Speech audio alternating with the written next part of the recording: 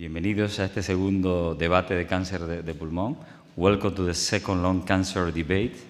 It is really a pleasure to have all of you here with us in this second edition.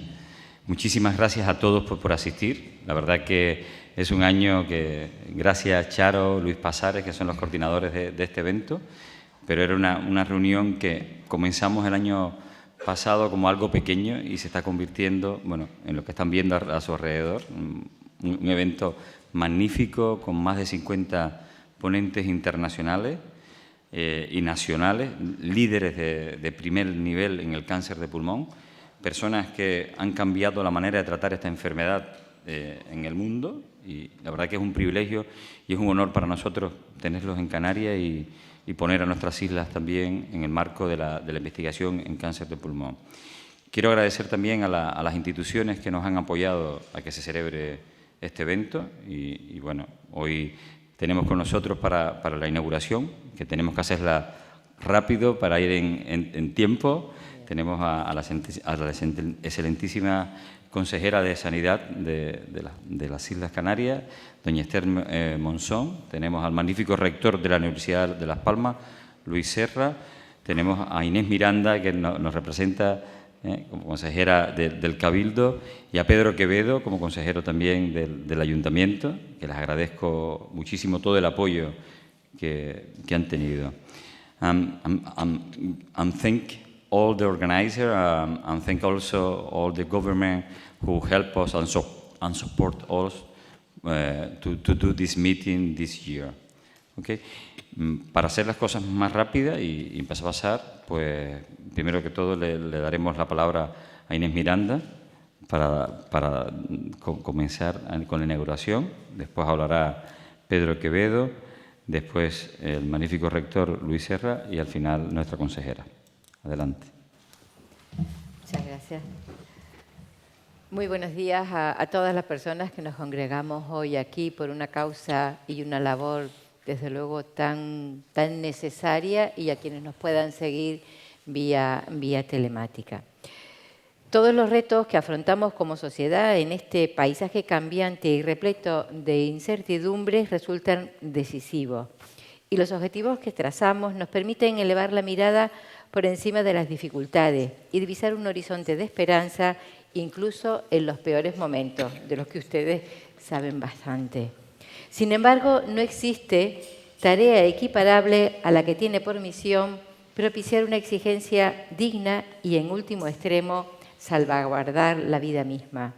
Por eso, para el Cabildo de Gran Canaria, resulta no obligado, sino algo que va en nuestro ADN, colaborar con las entidades e iniciativas cuya razón de ser es la búsqueda constante de medios para mejorar la calidad de vida de las personas, como hace en las Islas Canarias la Fundación Canaria de Cáncer de Pulmón, a través de la investigación oncológica en el archipiélago, la sensibilización, la asistencia o el voluntariado. El enfoque poliédrico de la Fundación nos sitúa una vez más ante un espejo que refleja las grandes prioridades de la sociedad y la necesidad de incidir, como hacemos desde la acción de gobierno de la institución insular, en el respaldo a las iniciativas vinculadas a los cuidados, la sociedad del conocimiento, el avance científico y la creación de redes humanas para que nadie sienta que cae en el vacío. Todos estos elementos son, de modo natural, como decía, parte del ADN de las asociaciones de lucha contra el cáncer y que nosotros hemos hecho nuestro. Este encuentro que hoy se inaugura supone una prueba más del carácter incansable de las personas que otorgan cuerpo y alma a la lucha contra el cáncer. Son profesionales que se levantan cada día para que la sociedad en su conjunto se despierte a la mañana siguiente con un nuevo aliento, con una esperanza. Una sobresaliente representación de estos investigadores e investigadoras, a quienes doy la bienvenida a nuestra querida isla en nombre del presidente del Cabildo y del resto de la corporación, se ha dado cita esta representación en Gran Canaria.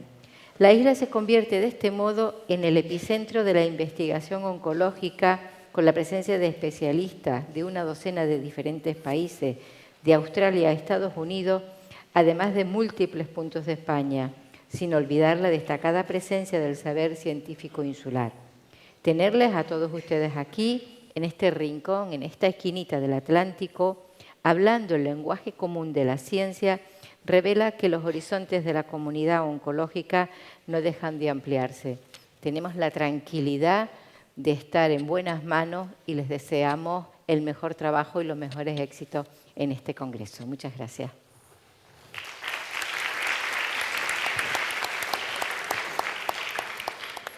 Muy bien, pues muy buenos días a todas y a todos. Es un placer darles la bienvenida a la ciudad de Las Palmas de Gran Canaria. No puedo comenzar de otra manera que felicitando efusivamente el trabajo de la Fundación Canaria de Cáncer de Pulmón, porque no es fácil alcanzar este nivel de notoriedad y ser capaces de congregar lo que han ustedes congregado aquí, ya en una segunda ocasión. Tampoco podemos olvidar el sentirnos orgullosos de aquellos servicios asistenciales, científicos, en la actividad científica e investigadora que nos ha colocado una referencia muy por encima del plano supraestatal, lo cual es motivo de orgullo y que representa, creo que perfectamente, nuestro introductor. Miren, Las Palmas de Gran Canaria es una ciudad con más de 500 años de historia, una ciudad abierta, se ha construido así y es así, es una ciudad abierta. Y ustedes dentro de esta ciudad han elegido un recinto, la organización, para dónde estar, que es este, donde nos encontramos, que a aquellos aficionados a la arquitectura les recomiendo un repaso, porque la actividad arquitectónica y escultórica, lo que representa este edificio, no es precisamente cualquier cosa y creo que llamará su atención.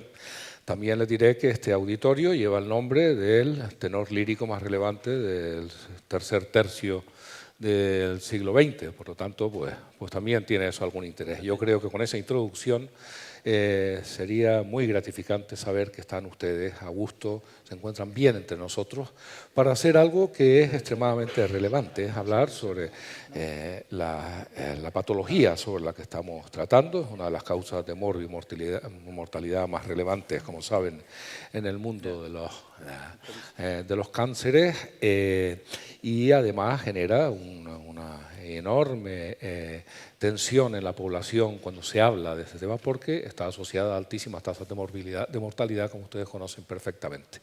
El que se reúna un conjunto espléndido de expertos y expertas en la materia en nuestra ciudad para hablar sobre el presente, el futuro y las posibilidades de supervivencia de este cáncer especialmente incidente es motivo de satisfacción adicional. Esas son las cosas en las que nos gusta sentirnos útiles. Por lo tanto, le damos la bienvenida a la ciudad, deseamos que nos conozcan ustedes un poquito más allá de su actividad, importante actividad que van a desarrollar, y desearles que sea fructífera la jornada, porque en el caso de que sea fructífero para ustedes, será fructífero seguro para el conjunto de la sociedad a la que va dirigida su trabajo. Bienvenido y buenos días a todas y a todos.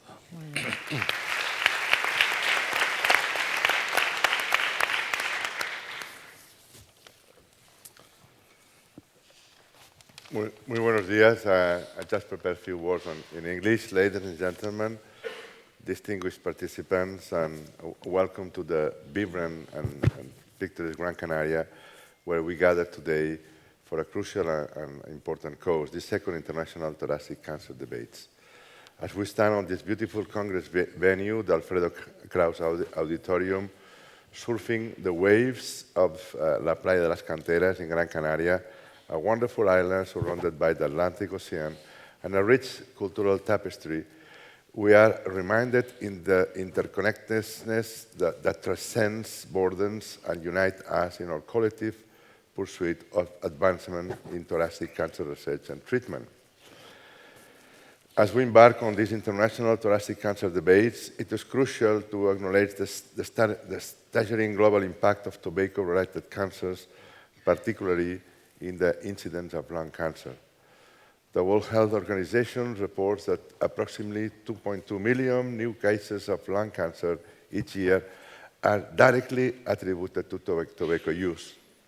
And this alarming statistic underscores the urgent need to concerted efforts to curb the devastating consequences of smoking on public health worldwide.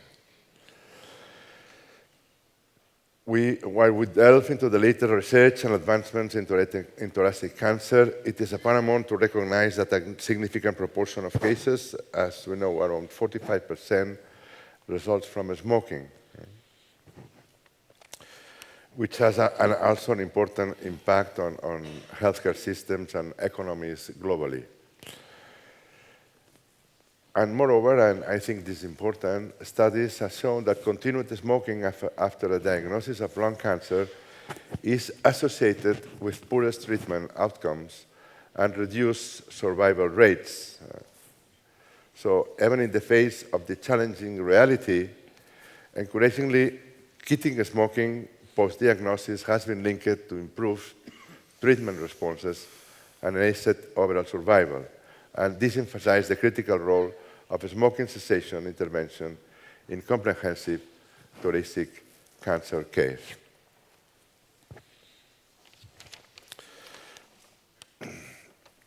In our collective pursuits of a healthy future, let's the number guide of actions and may our commitment to tobacco control resonate beyond this conference wall, shaping a world where the burden of thoracic cancer is significantly reduced through targeted prevention in intervention efforts. There's Dr. Rodriguez Abreu, a good friend. Thank you for your effort, together with García Campello and Pazarel Rodriguez. I would ask also to thank the organizing committee, the institutions, the Consejera de Sanidad, the government of the Canary Islands, and the counselor from the government of the island, and the representative from the government of the city, which is also a medical doctor.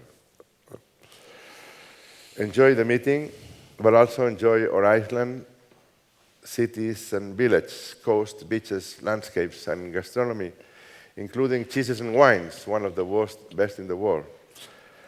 More than 16 million tourists visit the Canary Islands every year, so many people can be wrong, and neither do you. So welcome to the island of the University of Las Palmas de Gran Canaria. Have a nice meeting and a wonderful stay, and thank you for your attention.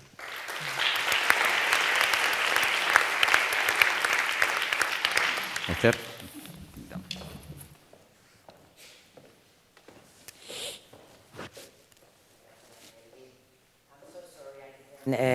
Bring any English words for you. I hope someone can translate what I'm going to read now. So you're welcome, and our island is your island, so you can come here, and we hope that you can speak to your friends to come here, because we live in the paradise. Bueno, no está bien que hable bien de las cosas, lo decían antiguamente, no, qué feo eso que hables bien de tus hijos o que hables bien de tu tierra. Ya gracias a Dios la psicología ha avanzado mucho y somos los primeros que tenemos que hablar bien de nosotros mismos para poder enamorar también a los demás.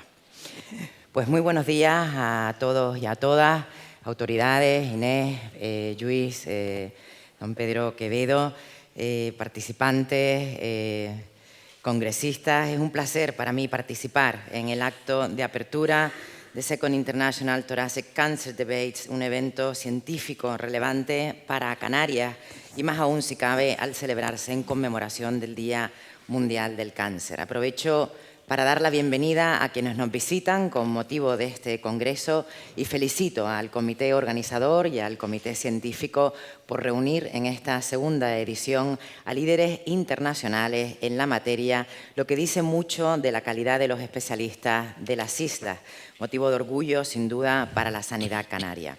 Estoy segura de que el programa científico será del agrado de toda la comunidad aquí reunida. El debate, sin duda, enriquecerá el conocimiento y la práctica clínica.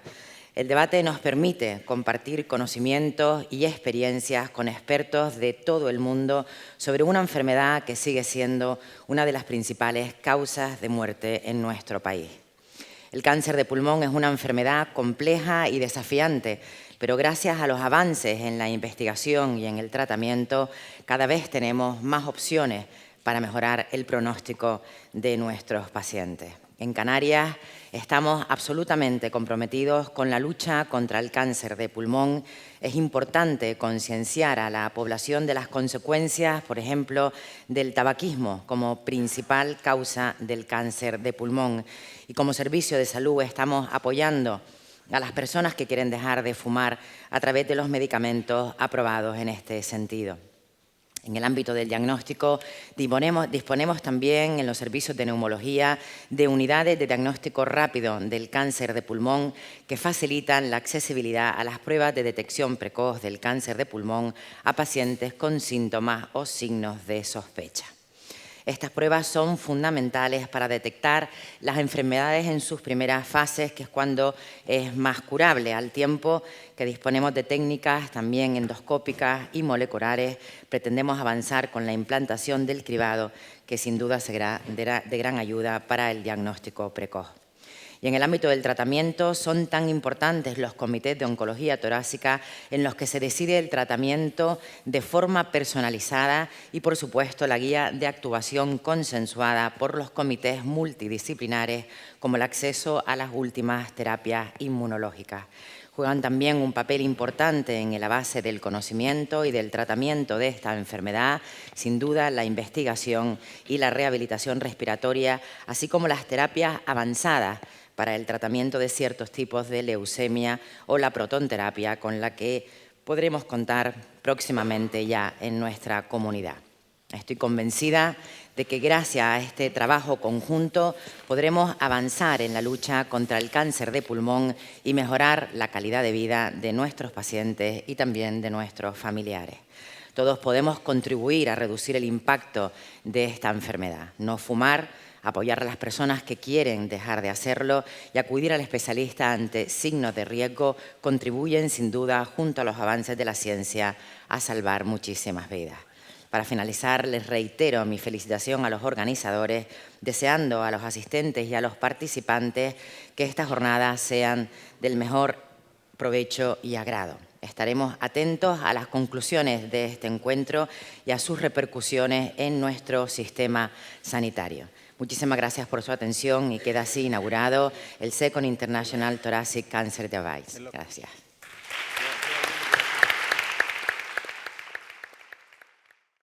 Thank you for being here. I'm pleased to be here as co-chair with Dr. Juan Carlos Trujillo. My name is Pilar Garrido. I am a medical oncologist at Ramón y Cajal Hospital in Madrid. This is the first session focused on screening and tobacco. So I will say thank you to the organizers and give the word to my co-chair. Hello, good morning to everyone. I think it's I'm Sargent, and I think it's a privilege to be here with a lot of oncologists, and I think it's important to celebrate this kind of meetings. Thank you to Dr. Rodriguez and Charo and Luis for organizing this meeting. And I think we're going to start with the first session. Dr. Soli, it's a pleasure to be here with you. Thank you for coming. And the first session is talking about screening, more than smoking consumption. He is a professor of surgery in University of Bologna, member of different societies, international societies around the world. I think it's an opportunity to listen his opinion and his experience. Thank you. So thank you very much for kind invitation. As you can imagine, I'm replacing Mr. Pastorino, who is a worldwide recognized expert in screening for lung cancer, so it's not an easy job for me. But when David invited me, even if it was with a short notice, I was enthusiastic about acceptance. So I will try to discuss the topic of screening in non-smoking people. As you can see, this is one of the common scenarios we face in our outpatient clinic. So patient coming with an history of never been smoking and asking why me. And this is just to emphasize how much direct association we put on smoking and lung cancer, and also how significant is the social stigma related with this. Screening programs have done a lot of progress in the last, I would say, 20 years. So we know from large randomized trials that there is definitive evidence of reducing cancer mortality. This has been proven in the NLT study, was the first one, Nelson study, and also in the MILD study. As you can see, the amount of, is this a point? Yeah. The amount of reduction in cancer mortality is steadily above 20%, is even approaching 40% with the MILD study. We also have a high proportion of stage 1 lung cancer, and this is relevant because stage 1 lung cancer can move the 5-year overall survival from 10% to approaching 80%. There are differences among different programs. So, for instance, in terms of duration, we know from the MILD study that as long as the surveillance time, as better is the results in terms of cancer mortality. And also, there has been done a lot of work in terms of improving the screening program. So there has been a lot of work in risk prediction models. So essentially, we know that if we screen people with an increased probability of having cancer, lung cancer, we have an increased effectiveness and efficacy of the screening trial. And this has been demonstrated in the NLT trial, where 60% of the participants were as high-risk group, and they had a 88% CT-prevented lung cancer deaths, while in the low-risk groups, that were only 20%, this accounted for only 1%. So essentially, we know that the risk is associated not only with the smoking history and age, that were the more relevant elements in selecting the population for this screening. There have been prepared several risk models. We know from studies that these two, the PLCOM 2012 and the LLP3, are maybe the best ones in terms of sensitivity, positive predictive value, and economics. But they are sometimes very complex, and so they are difficult to apply in clinical practice. So this is still an area of research to identify the optimal risk threshold and validation in real world. A lot of work has been done also in biomarkers.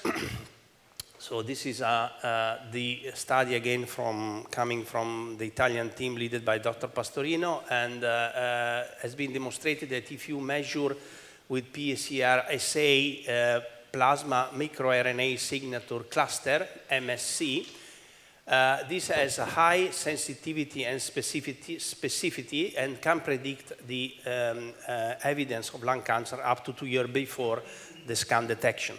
So this is important because we can use this microRNA's profile to personalize the individual lung cancer risk.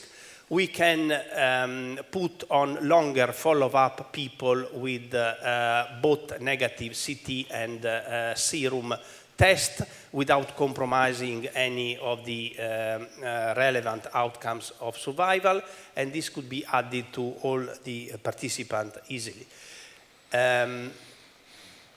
We have to admit that despite this large work that has been done, still there are no screening studies including this type of biomarkers, and the idea is that probably in the future more than one single biomarker will be a panel of biomarkers that will select eligibility for the study.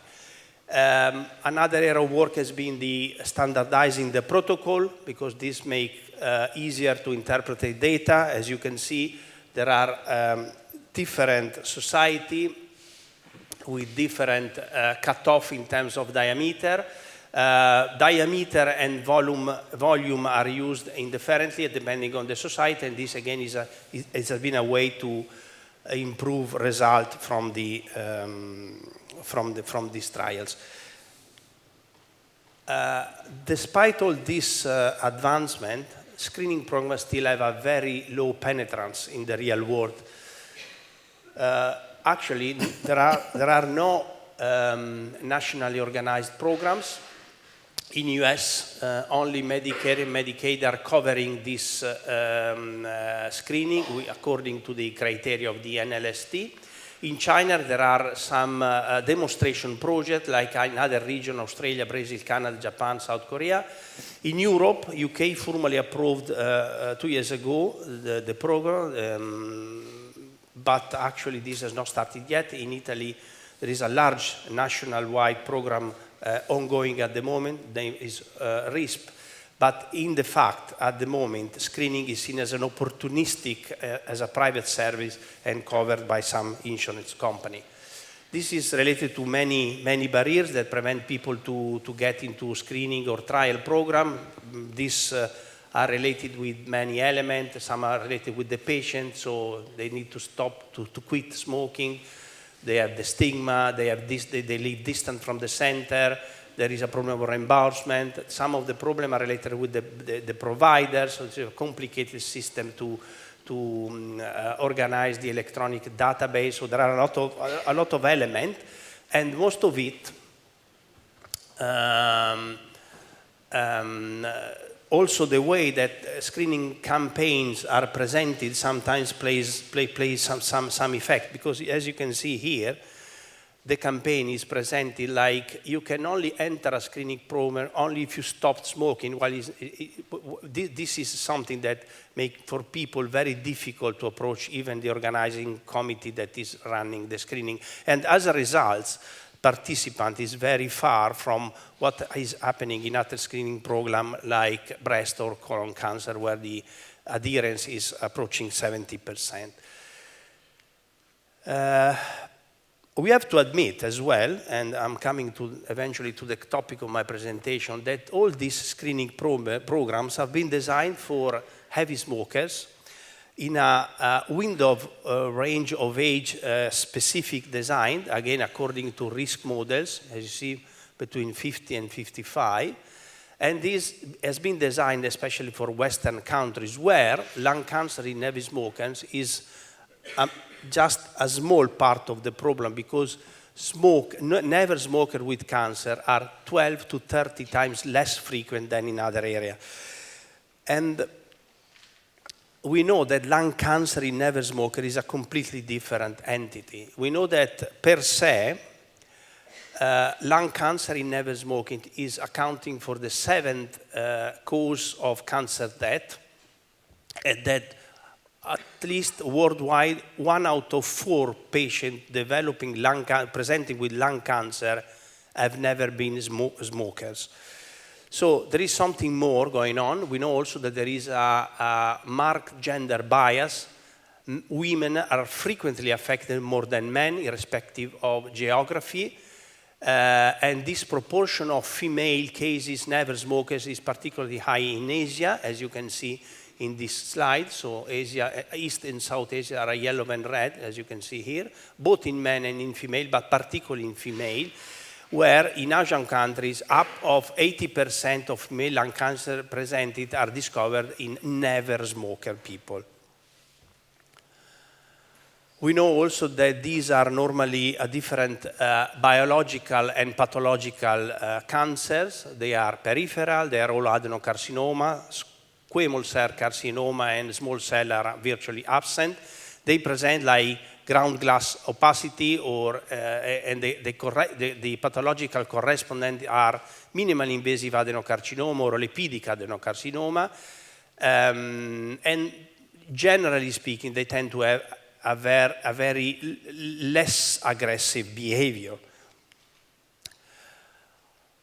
This because there are a lot of factors associated with lung cancer despite of smoke. So we are focused on smoke, screening programs are focused on smoking habit, but there are a lot of other situations that can explain smoking. And among these, I would like to highlight the recent paper on Nature from Charles Swinton from University College of London, presenting data coming from the TRACER study, a very interesting and long-lasting study, and they are exploring the effect of particulate matter measuring less than 2.5 micromillimeters. And as you can see, there is a clear evidence that they can promote lung cancer in cells that are previously harboring oncogenic mutation in healthy people.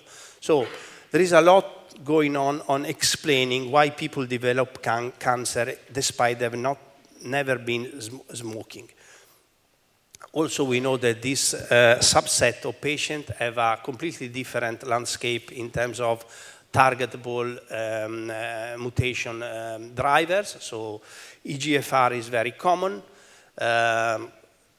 60 to 80%, while in Europe and US is definitely less.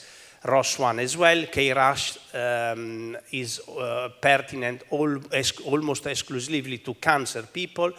We know that generally speaking, lung cancer in non-smoker people tend to have a better outcomes.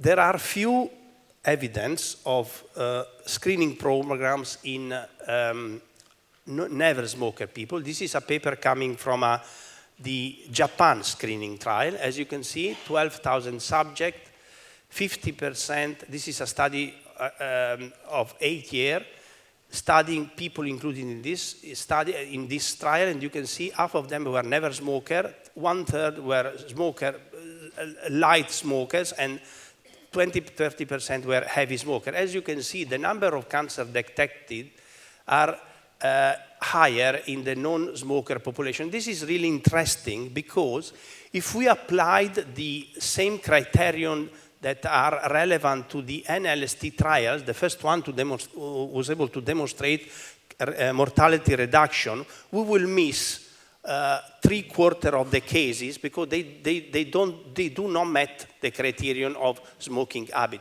And this is true also if we look at the relative risk of mortality for lung cancer detection.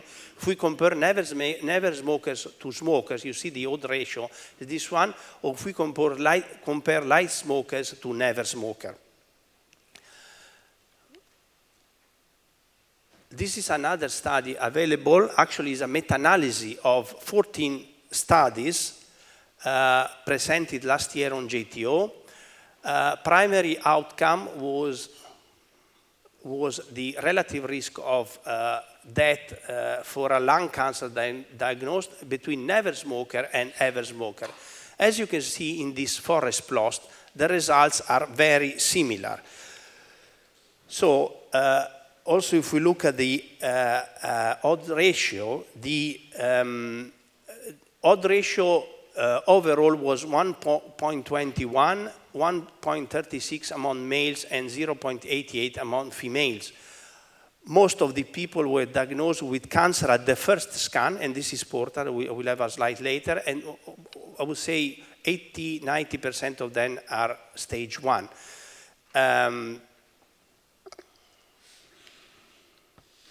This is another study, I think this is the most popular one, is the talent study run in Taiwan. Is addressed to people who has been never smoking. As you can see, there were people with negative chest X-ray, this age, never smoker, or having smoked few pack per year, less than 10 pack per year, or stopped smoking more than 10 years before. They are being stratified according to many other risk factors, as we mentioned before, so family history of lung cancer, passive smoke, history of TB or COPD, cooking without using ventilation. These people have been followed up with a baseline low-dose CT scan, then annually for 2 years, then after other 2 years, up to 6 years, so in total 8 years of follow-up. And the result of this study showed that lung cancer was present in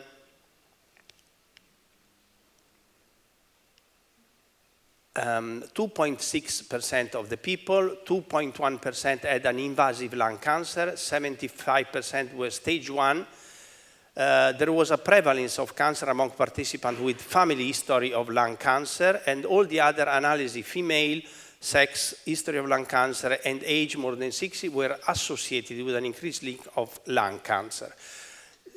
Overall, the trial, the CT scan had a high sensitivity, high specificity, and a very high negative predict value.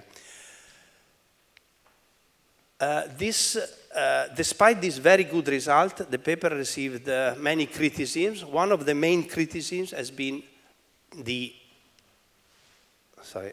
overdiagnosis, because among these patients, half of them had a poor ground glass morphology, so they were indolent tumors. So also the nodule management protocol is completely different what we had in other Western country protocol, where people with this poor GGO would have gone for follow-up instead of gone for surgery, or at least they would be waiting for growth or development of a solid component.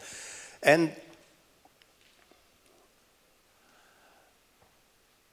the conclusion of this actually negative comment, sorry, how can I go back?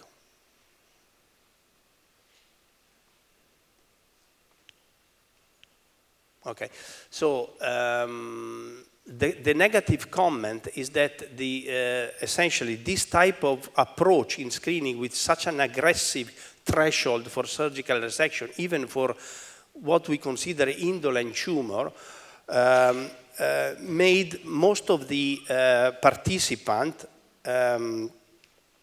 harmed by surgery or by the discovery of benign disease or by the resection of a cancer that would have never harmed them.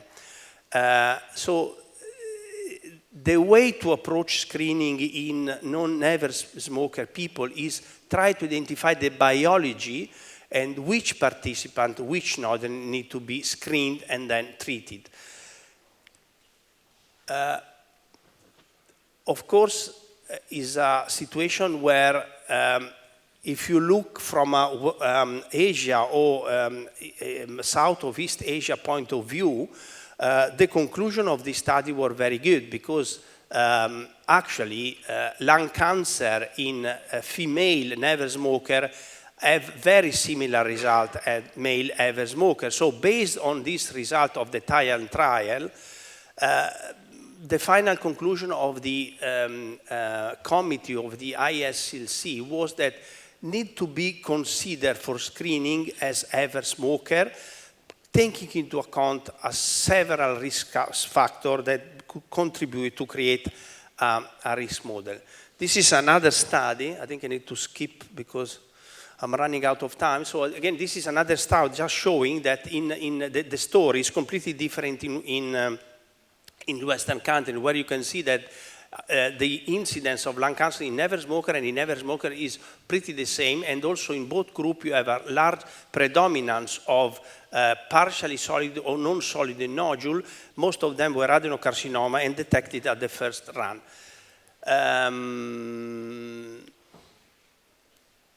So essentially, the take-home message is that we should apply in never smoker the same strategy that we have applied for smokers people. So identify high-risk individual. And this could be done taking into account all the recognized predictors of lung cancer in never smoking people. There are few predicting models that have been developed and are under evaluation. They are still not overperforming, and all these models should consider that all the previous experience, even if they are non-randomized trials, as you can see, the large predominance of indolent tumor is something that will be a major issue in developing a risk model. And yes, this is just a way, I'm sure any one of us know that most of this cancer will never progress, will never harm people. And yeah, and I will jump to the conclusion because my time is up now. So lung cancer in never smoker is a major issue and will increase in the next decade. This is particularly true in East Asia, where it's a serious problem. One of the potential strategy is working on which are the predictors to identify high-risk people. This takes us to the need of developing a good model to stratify this risk. The available ones are designed for, we should always not forget that the available ones are designed for smokers and for Western country people, so they don't work in this context. We know that many of these risk factors could be integrated and analyzed, and many others can come in the future, such as biomarkers, artificial intelligence or polygenesis score, and for the time being a widespread adoption on screening in never smoked people should be only recommended as a research tool. Thank you very much.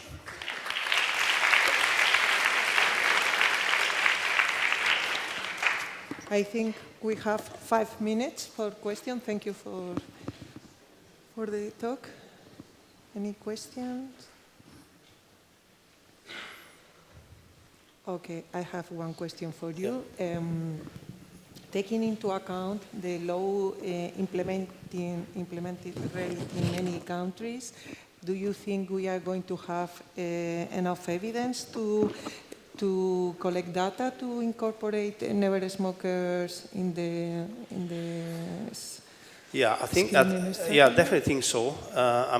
It's difficult to predict in the timing of this event, but even if the statistics says that in Europe, at least in Western countries, the incidence of lung cancer among never smokers is low, let's say 10–15%. I think that real data, practice, experience, daily life, we know that there are more than this, and again, like in Asia, are more in women. So I think that we are actually already facing, and the population that could be matter of study is already available.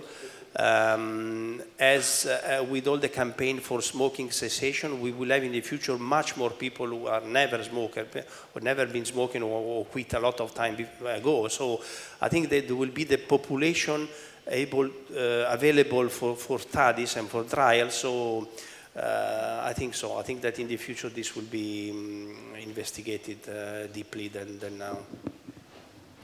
Thank you. I have a question for you too. I think the answer to this question probably is to create a good risk modeling around Europe. I think it's important to not thinking about one unique risk model trying to detect more lung cancers. I think it's important to create each risk modeling in each country, because it's not the same to have a lung cancer in Spain comparing to Asia, for example. Yeah. And I think it's the key point to include this kind of patients in the lung cancer screening. Yeah, I think the main issue is that we have been growing up with the idea that is true actually. So tobacco smoking means cancer, and this is true actually, but we are missing, maybe I skip too quickly, but there are some evidence also that most of the trials, because they are so focused on smokers, they are missing a large proportion of patients developing lung cancer. So if we keep in mind that our goal is reduction of mortality in lung cancer, we should not forget, because this is high in Asia, it's lower in Western countries, but overall it's something like 1 out of 4 of our patients, so it's not negligible. So I totally agree with you. The evaluation of a risk model, including all the relevant risks that are different among countries, but there are many of these. So I think is the issue, the key, the answer for the problem, to the problem. Okay. Okay, thank you very much. I think it's time to properly introduce my co-chair.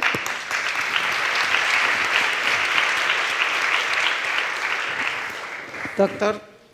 from Hospital San Paul, Barcelona, Spain. He is one of the leaders of a very important and challenging project in Spain focused on implementing screening. The name of the project is Cassandra, and yeah, it's a very big and important effort, so thank you for that. It's your turn. Thank you, Pilar. Good morning to everyone again, and thank you again to the organizers for giving me the possibility to be here in this excellent meeting. And thank you, Pilar. It's a pleasure to moderate together this session. One surgeon talking about the screening, one surgeon talking about tobacco. And I'm really happy about that, because the message is it's not important, it's independent specialty that we have. We have to work together, trying to develop a good screening program and trying to fight against tobacco.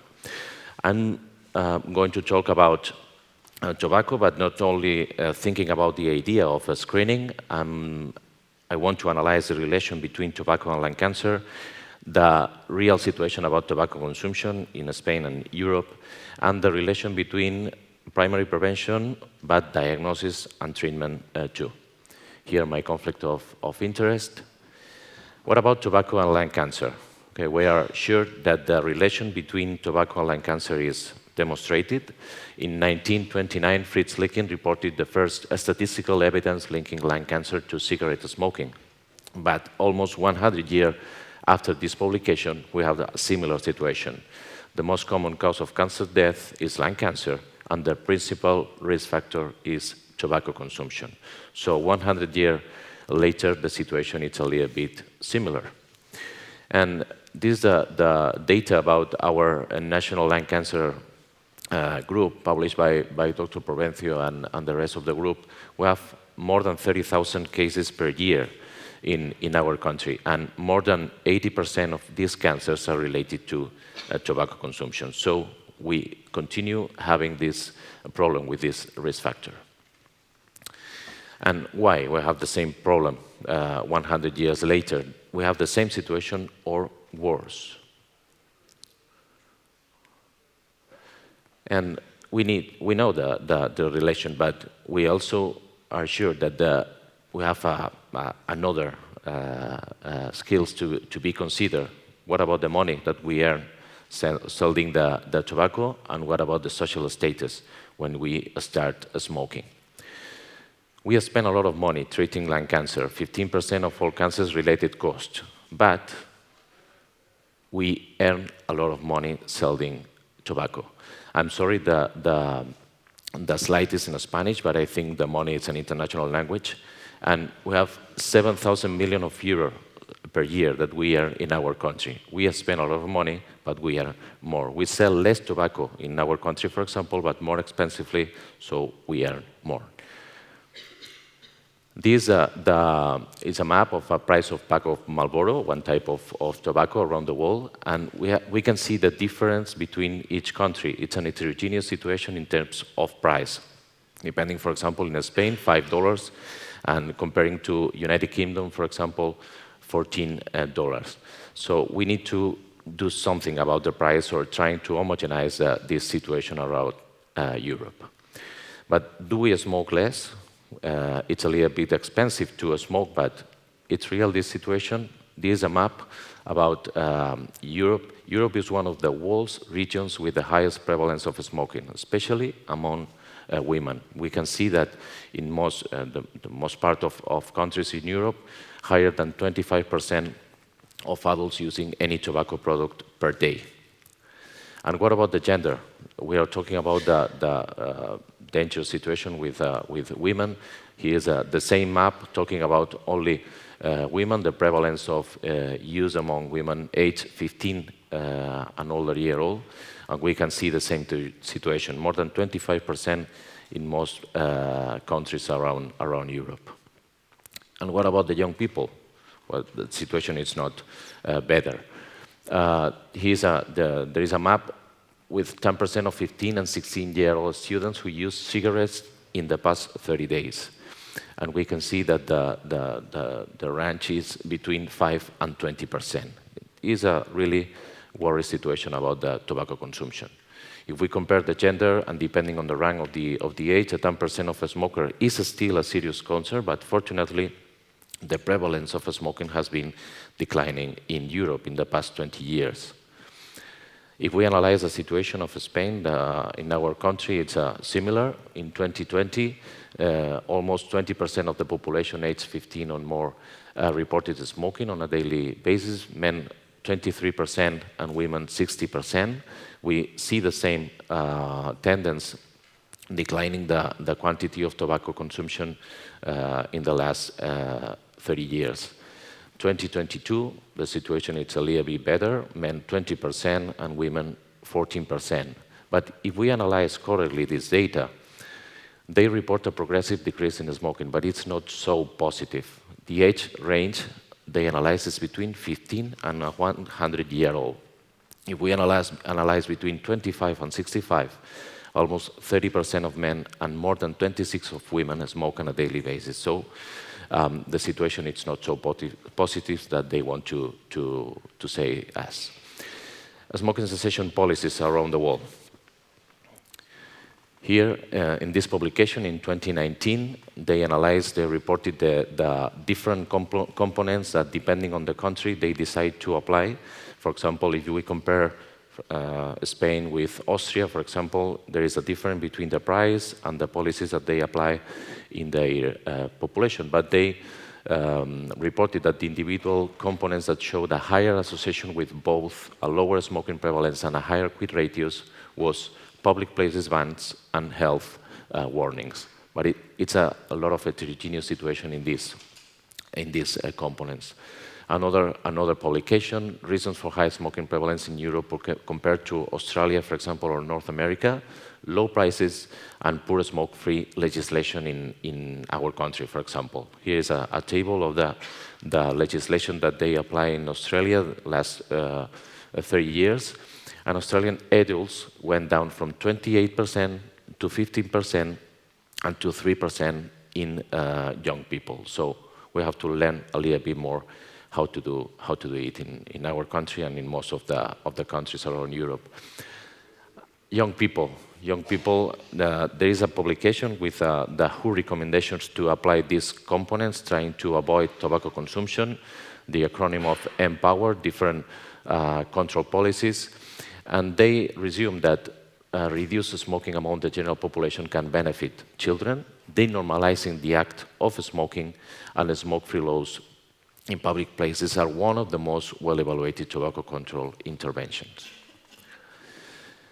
What about primary prevention and secondary prevention? We were talking in the last lecture about the screening in non-smoker, but what about in smokers? I think it's not a good idea to discuss which is the best action, screening or tobacco cessation. They have to work together. And for example, in this publication, tobacco cessation in a context of lung cancer screening can mitigate the impact of smoking on lung cancer mortality, and it's an opportunity to develop novel smoking cessation strategies. In this publication, the same idea, they reported an evidence with high-quality evidence that more intensive interventions are likely to be most effective, and it's an opportunity to develop these interventions in a lung cancer screening context.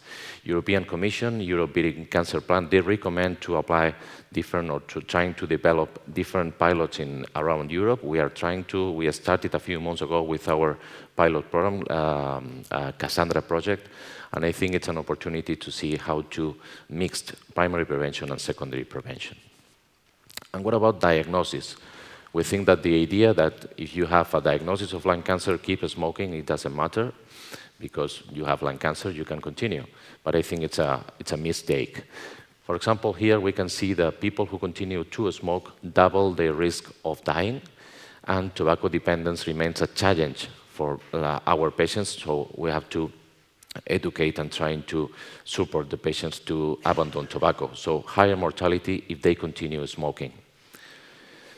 In this publication, the same idea, beneficial effect on the survival, and they remark that we have to educate lung cancer patients, trying to support them to abandon tobacco. So we have to continue with tobacco cessation, laws after the diagnosis.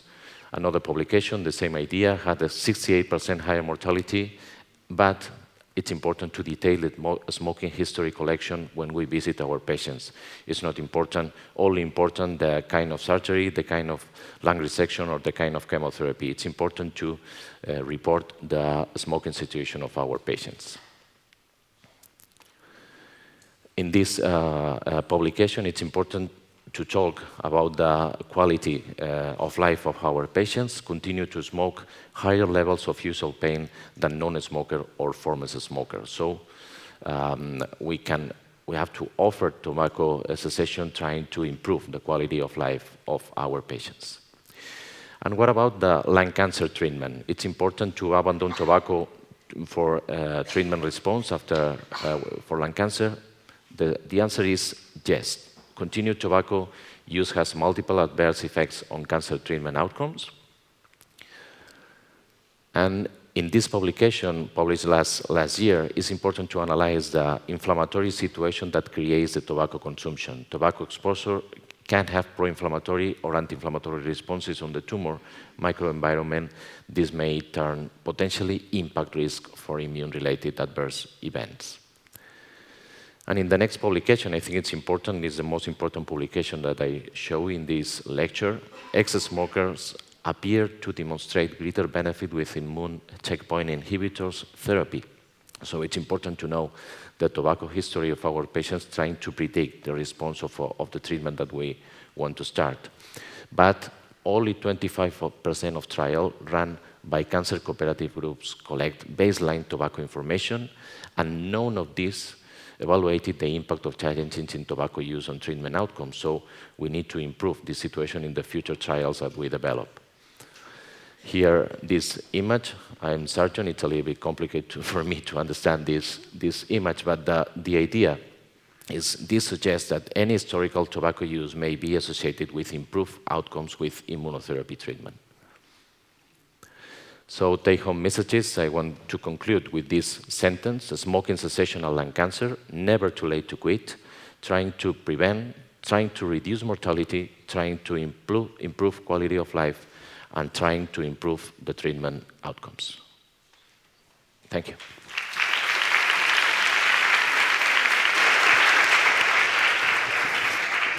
Excellent and very important talk, no? To focus also in tobacco. There is an ELCC statement about the relevance of collecting data, not only at the beginning of clinical trial, as you mentioned, but in every step because of the relevance. And I think we should put more attention of having and collecting this data. Any questions from the audience about this topic? No? Okay. In your opinion, what is the most important action? Because the rate of a smoker is not decreasing, so what is most important? Legislation, because in Spain we have apparently good legislation, but the number of people smoking is not but the number is, I think it's similar than 10 years ago, analyzing the different ranks of age. And I'm really worried about the young people. I think it's important trying to increase the price of tobacco. I think it's a good action, trying to improve the tobacco cessation. And another, in public places, for example, I think it's important to, for example, in restaurants, here we have a good weather. We can eat in a terrace during all the year, and I think it's important to be more restrictive to consume tobacco, for example, in these places. Yeah, and in terms of young people, probably the new ways of smoking, no? Is also... I think it's really dangerous because they think that it could be an option. It's not dangerous for their health, and I think it's important to educate that it's tobacco. It's dangerous for their health, and I think it's important trying to eliminate this kind of products. Because, for example, in Spain, we can find schools and they sell this kind of products in the entrance of the school, and I think it's really dangerous situation. Yeah, and I think it's important, for instance, the advertisement saying on TV that smoking is very bad, but the image is people in a sunny day having a beer, spending good time. So the other message is completely different, no? And I totally agree. And I think when you see, for example, a film or a series in the TV, there are a lot of people smoking, and you can associate an actor or I don't know, really beautiful man with a tobacco in his hand, and I think it's important to trying to avoid this kind of images. Yeah. Dr. Pazares, one of the organizers. No? Mike? A microphone, please. Yeah. You commented that things didn't change in terms of numbers very much as compared to 10 years ago. The more worrisome thing is that we are actually doing less things than 10 years ago. Exactly. 10 years ago, we really launched at least some laws about that, and today we are not improving that.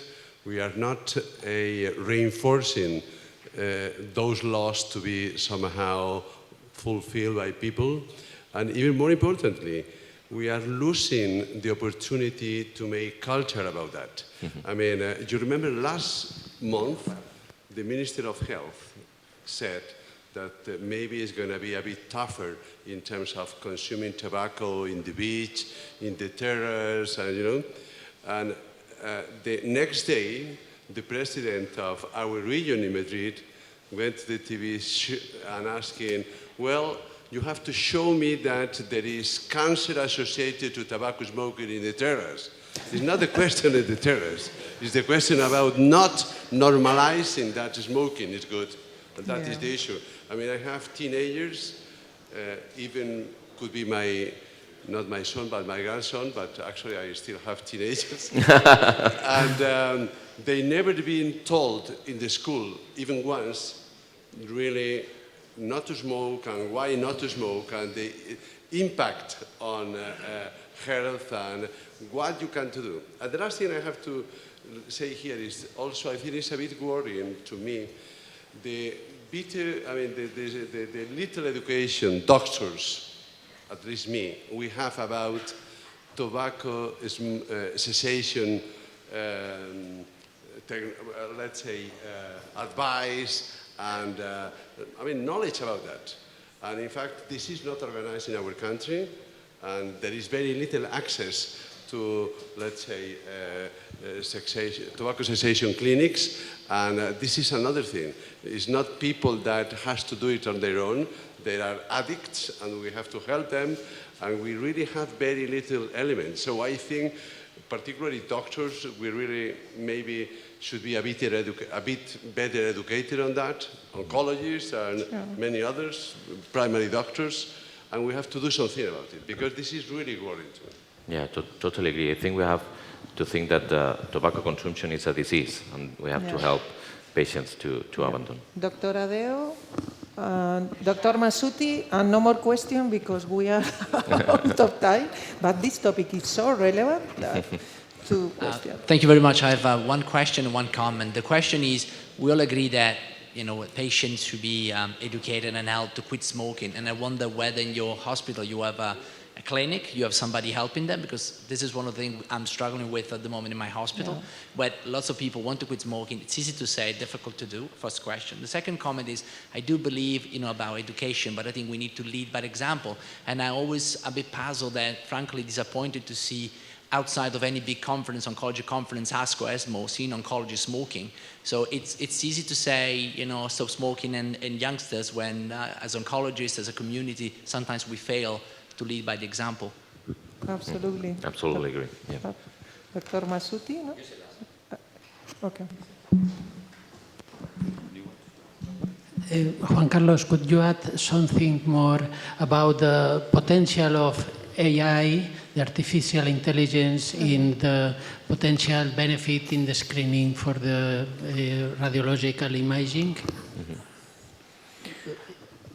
I think artificial intelligence, I think it's important to analyze correctly, and we have to develop, in Cassandra, for example, we are trying to apply artificial intelligence, trying to detect nodules, and I think it's an important weapon that we have to develop, because but I think the idea related to the previous lecture, I think we have to, and a lot of weapons actually, biomarkers, CT scan, artificial intelligence, that we have to mix all of them, trying to develop a good screening program. But I totally agree with But if I may, this is only possible if we have people coming to the screening strategy. That is really the key point, no? The low, so the last one. Yes, just a comment, just to speak about our book. I want to say that in Canary we have with the Lung Cancer Foundation here, we up to now at least around 3,000 students we have been in the Teenager Institute, giving them leisure to explain them the importance to not smoke, so to quit if they are smoking, and not only tobacco, but also vapor and on those the rest, because they are normalizing the rest of the thing, not only tobacco, but the rest, and they say, no, vaping is normal. Good morning, everyone. It's not normal. And we are doing that with the Lung Cancer Foundation in Canaria, just to speak because it's very important. And you have an additional problem because tobacco is a business here.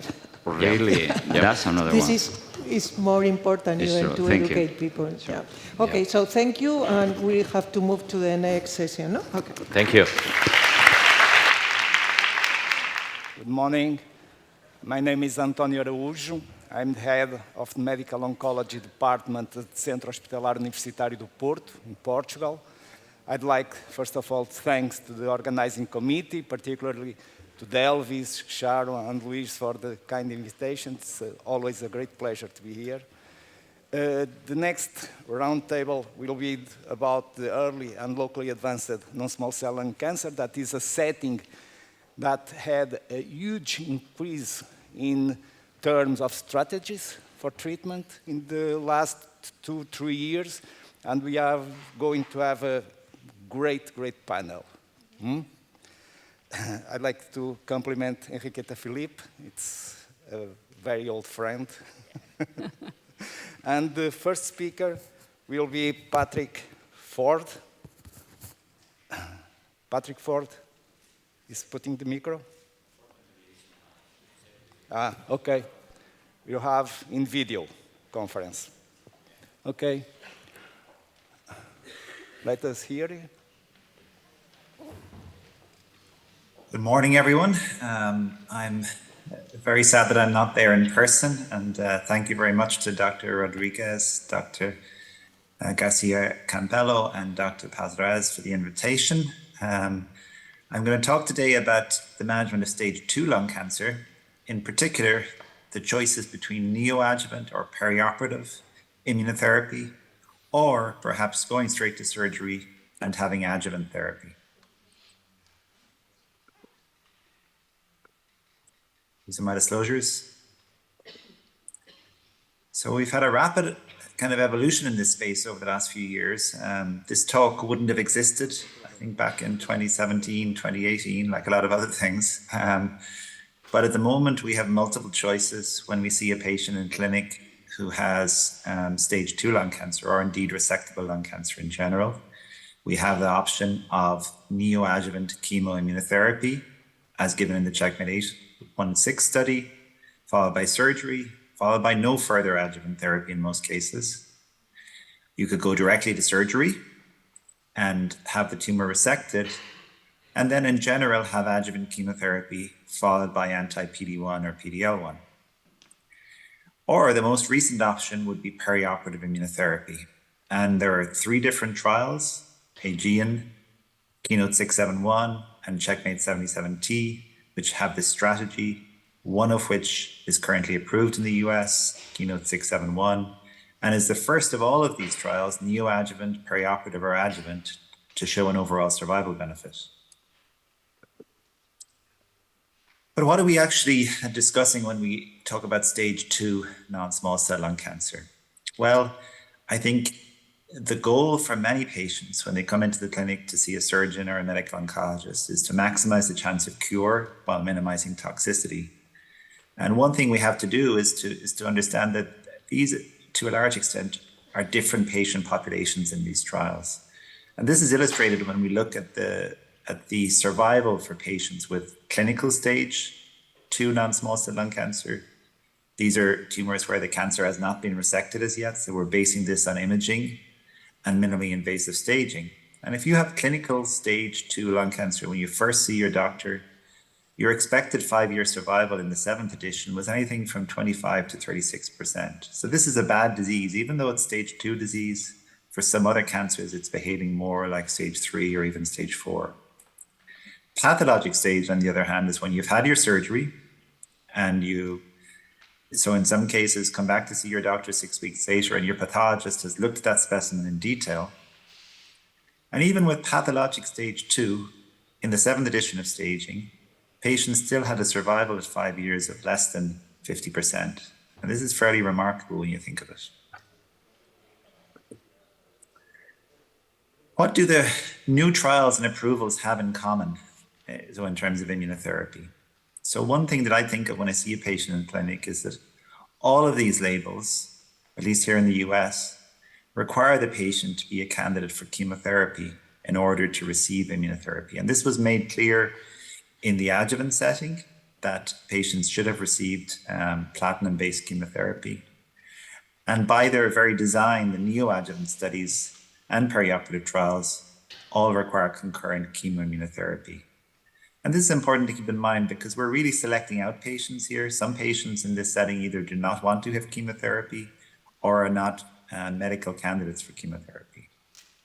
Also, it's important to note that all of these stages, all of these approvals include both stage 2 and stage 3 disease. So the regulators thus far have not differentiated by stage. And I think there are reasons for that, which I'll try to illustrate. How do we choose wisely for our patients? Well, shared decision-making obviously is key. What is the patient's goal? There are certain positives that I think about for neoadjuvant or perioperative therapy.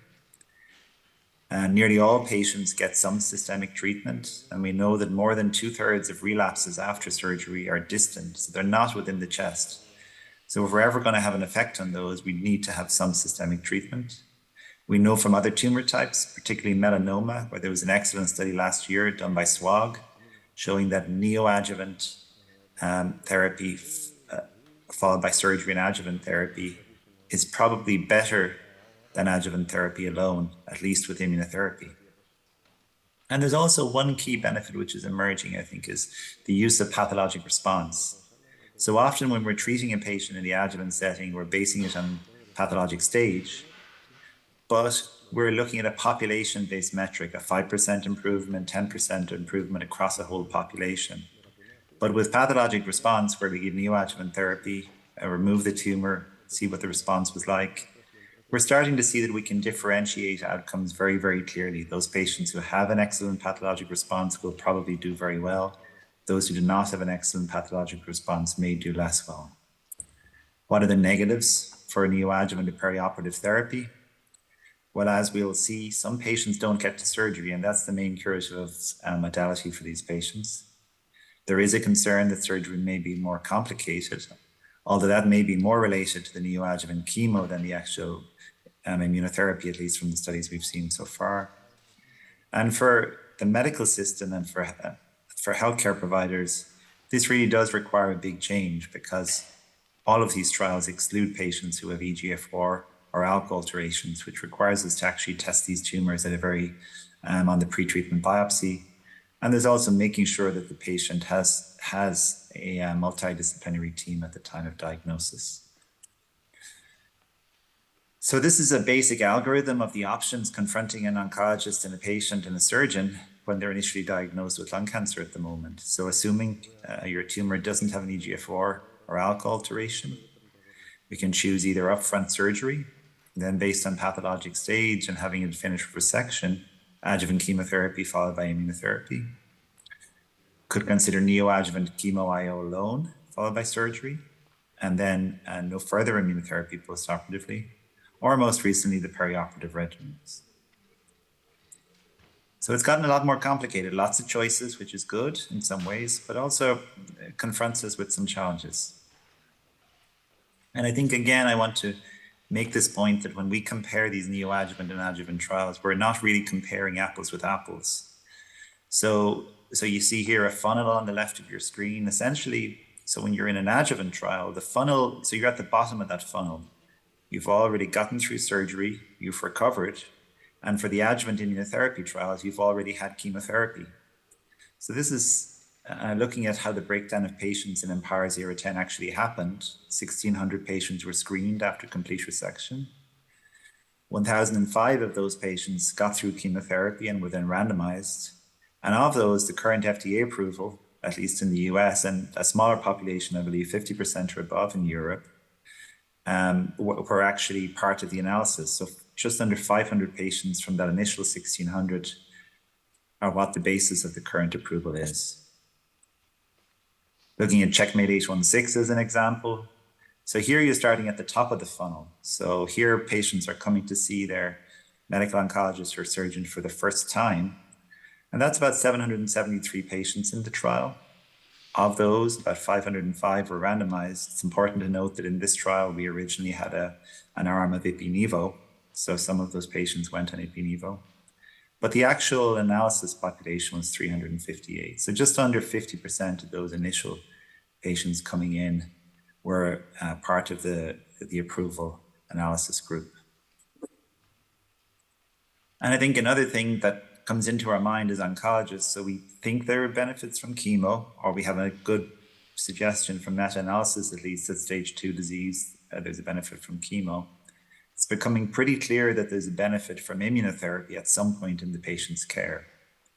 But we know from this recent report from the Alchemist trial in the US, where patients were enrolled in the trial, they had guideline concordant surgery, they had, and then saw their oncologist for adjuvant chemotherapy.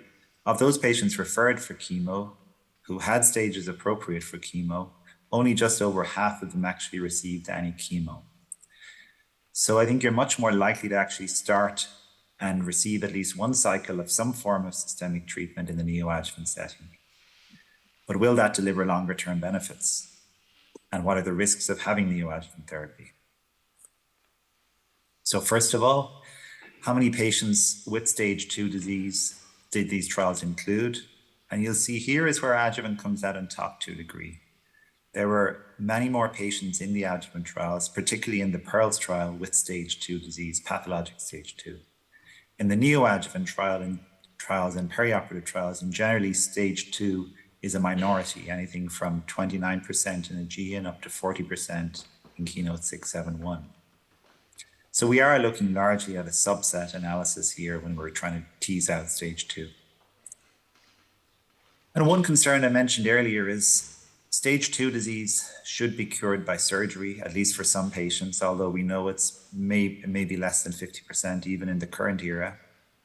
But if you don't get that surgery, you're unlikely to be cured. And you'll see here in Checkmate 816, even with stage 2 disease, 12% of patients did not have surgery. Now, we're still teasing out why this was. Less than half of those cases were due to disease progression. Some of them, a small number, I believe, were patients who had a really good response and elected not to have surgery. The majority, though, were collective decisions between the surgeon and the patient after neoadjuvant therapy and prior to surgery. And that, I think, is where you're introducing the human factor with neoadjuvant therapy. The surgeon and the patient make that decision, and it is dependent on multiple factors, including physical fitness, pulmonary function.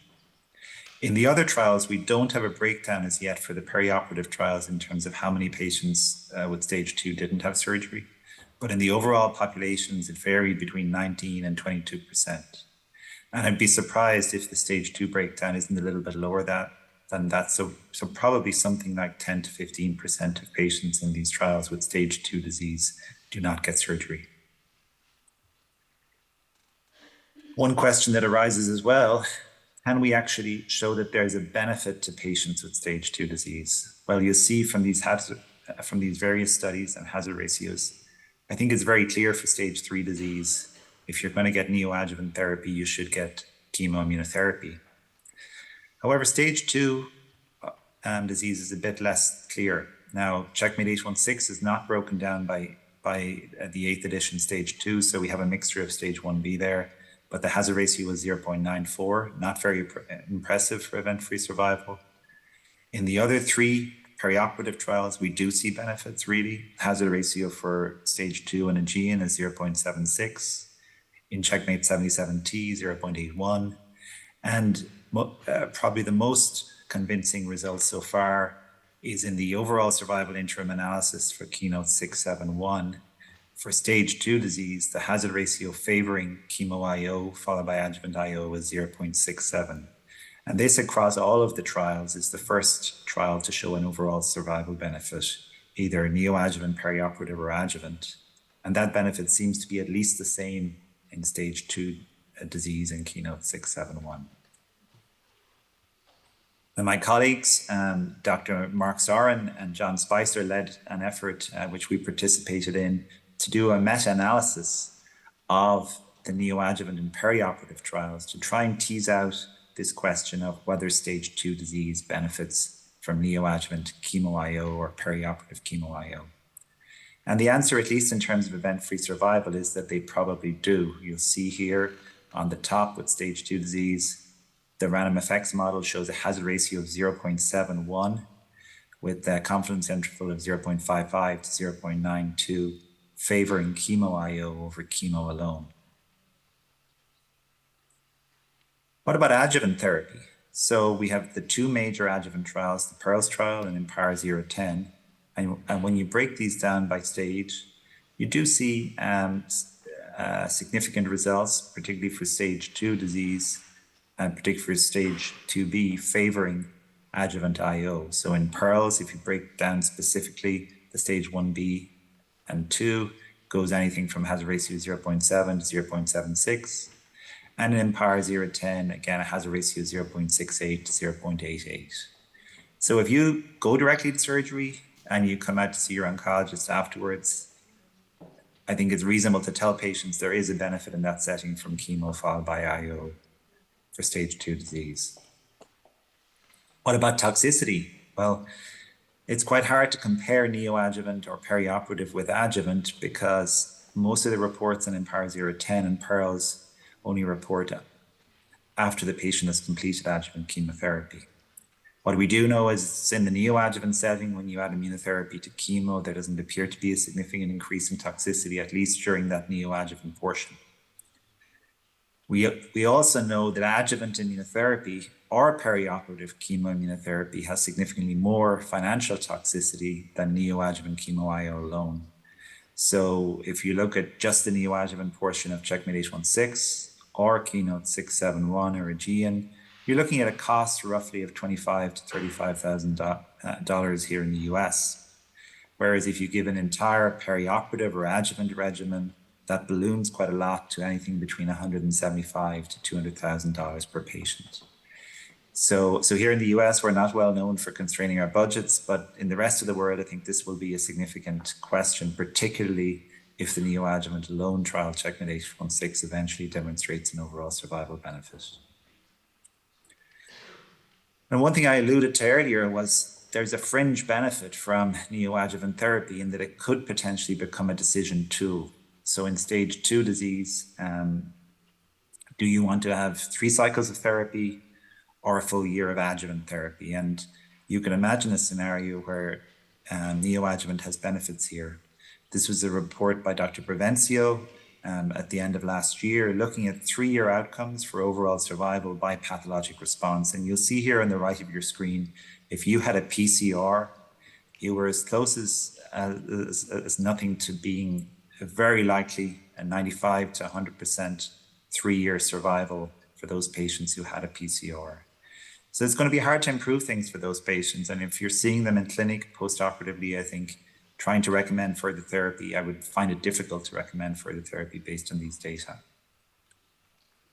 So in conclusion, I think I don't have any magic answers. There's likely benefit to patients from the addition of chemo and immunotherapy in some combination and schedule, neoadjuvant, adjuvant, perioperative for resected or resectable stage 2 non-small cell lung cancer.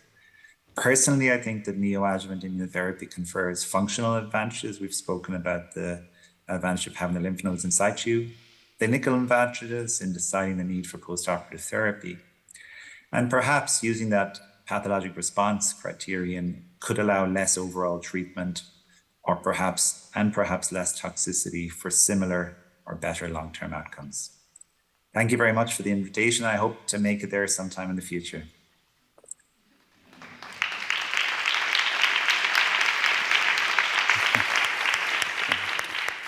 Thank you, Dr. Forde. Good morning, everyone. Thank you, Dr. Forde. Thank you, De Luis, Charo, and Luis. It's a real honor for me to be here today. And this is a face-to-face meeting. Dr. Forde is not able to be with us today due to personal issues. And we will continue with the next presentation. It's a real honor for me to introduce Dr. Mariano Provencio. Mariano does not need any introduction. Mariano is the president of the Spanish Lung Cancer Group. And Mariano and the Spanish Lung Cancer Group have highly contributed to the change of a standard of care for patients with early stage and locally advanced disease with the NADIM trials. So a very important topic, Mariano, to discuss, stage 3 neoadjuvant for all, and also important new options in non-pathological complete response. Thank you, Mariano. Thank you, Enriqueta. Good morning, everyone. I would like to thank the organizers for inviting me to speak to you today. Stage 3, neoadjuvant for all, new option in non-PCR. These are my disclosures. And stage 3 is a complex scenario which requires teamwork. The prognosis is poor, and when patients have N2 affectation, there is usually micrometastatic disease. We have been treating these patients with this summary, chemotherapy, and then surgery in patients who respond, chemoradiotherapy concurrent, or chemoradiotherapy concurrent and then durva. I would like to be more pragmatic. This is a real case in my clinic. He had this mass, more than 5 centimeters, into the cavity, extending to the wall of the left atrium. With this PET scan, intaking hilar adenopathy and all the tumor. And the MRI shows the infiltration of the heart. Here you can see also in different T sequences. How we treated these patients? And really, the situation is the discussion, the recurrent discussion about resectability or no resectability of this patient. In this case, Luis, what do you think about this? Is it resectable or not resectable? It's a volunteer. It's pretty easy for me to say because I'm not going to operate on it. But your knowledge is very wide. Yeah, it would take us some 15 minutes in the multidisciplinary team to discuss. And of course, for many places would be unresectable. Some other places would give it a thought and give it maybe a neoadjuvant 3 cycles or so on. And I think both things could be possible. It's from Galicia. Yeah. We have been treating these patients with neoadjuvant chemotherapy with the results, almost the same results in the last 30 years. 3 years overall survival, 30%, and no more than 12 months on PFS or EFS. We try to improve the results using radiotherapy as neoadjuvant treatment concomitant with immunotherapy, and radiotherapy did not add any benefit as induction treatment. These are results of the different approaches.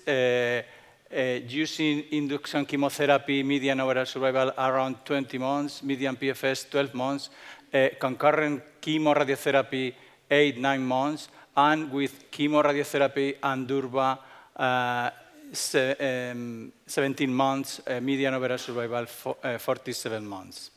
But not only this treatment.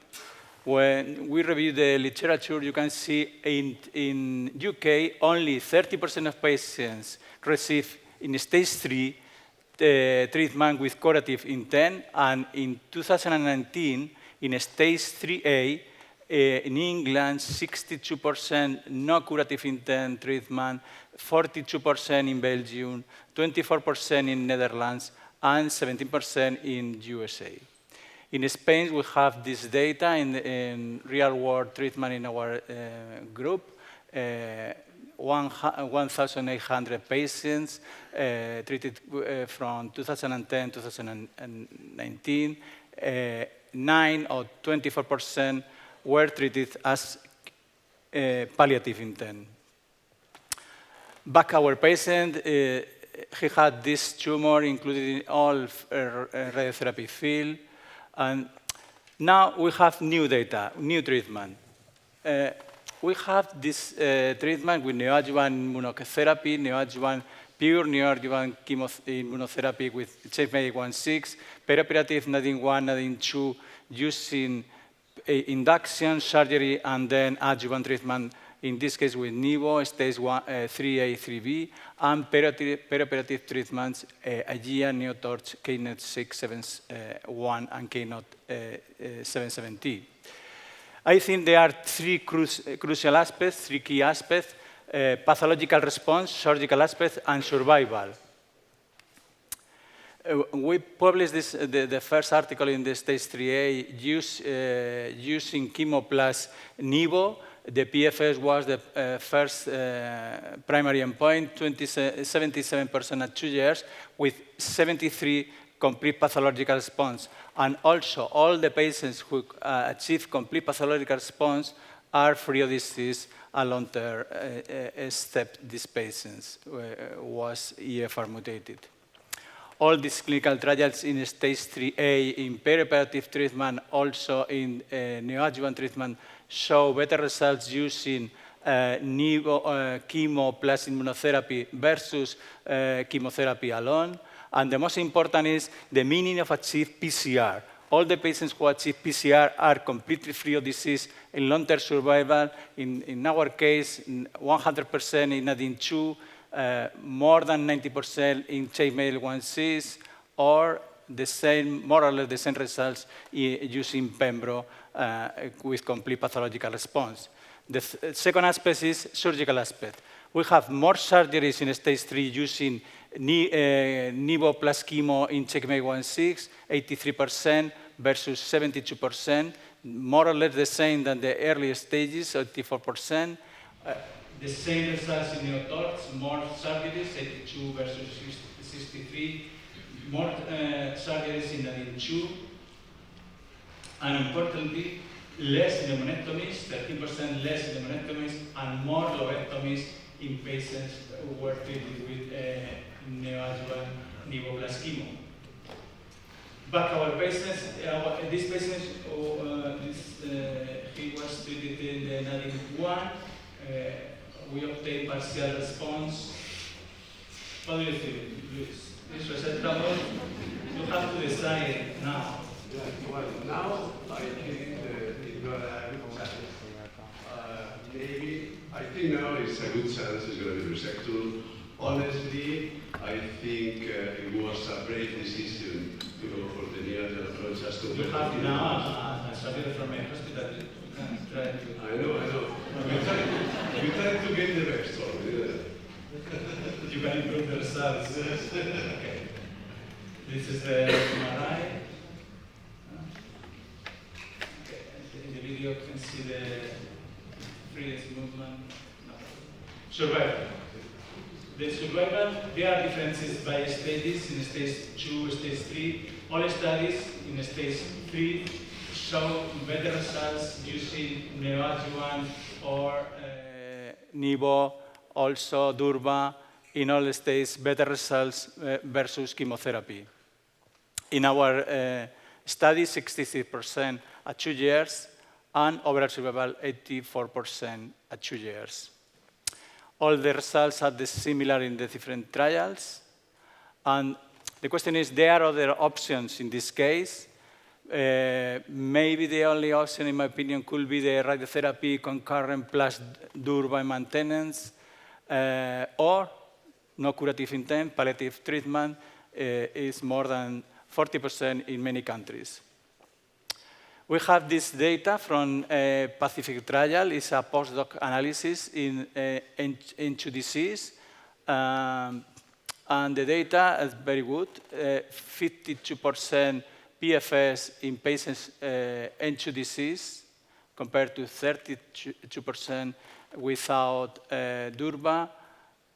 In our case, we had 66 versus 50% and 63 in CheckMate 1.6. The overall survival was very good, also was very good, 68%. Overall survival, we have 84%.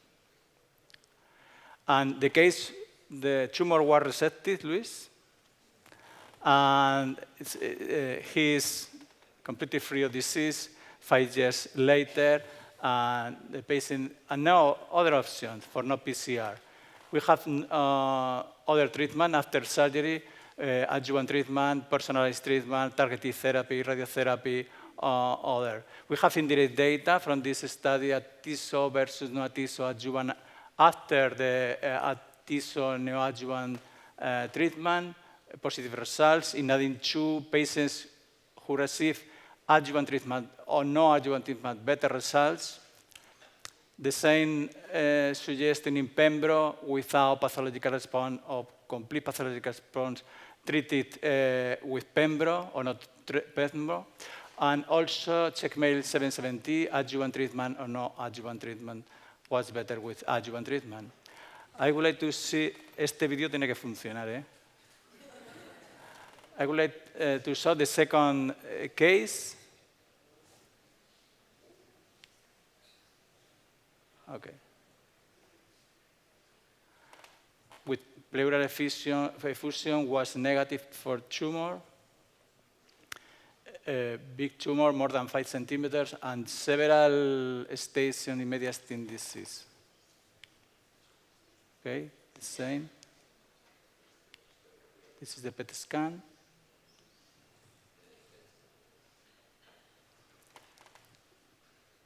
At least 3 stations uptake the subcarinal, paratracheal, lower paratracheal, and paratracheal more than 5 centimeters. This is the video thoracoscopy. Tube station was positive. The patient was not accepted in neoadjuvant clinical trial by industry because it was considered that R0 could not be obtained. We treated this woman with real nadine, neoadjuvant treatment, carboplac, Taxol plus livolumab, only 2 cycles due to toxicity without adjuvant treatment. And this is the results.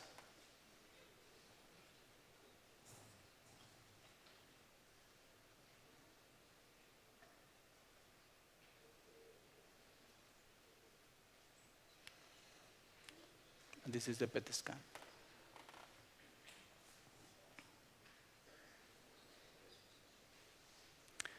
Residual tumor around 3 centimeters. This is, okay. He had a lobectomy with lateral angioplastia, initially for pneumonectomy. This is the response, complete pathological response. And 4 months later, he had this contralateral tumor around 5 centimeters and this lesion with edema in cranial. And could adjuvant treatment have been used for these patients? What do you think, Delvis?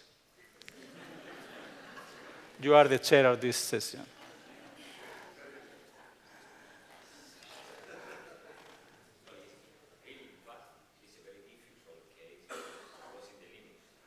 You don't have limits. You don't have limits. I think with those cases we were talking before here that maybe it's not to operate them, is that even if you operate them, they can have recurrence after that. So we need maybe for those patients, it's a place where we need a better approach with a different kind of immunotherapy. Okay. Assume nothing, prove everything. Yes, I mean. No. Assume nothing, prove everything. She has a typical tuberculosis.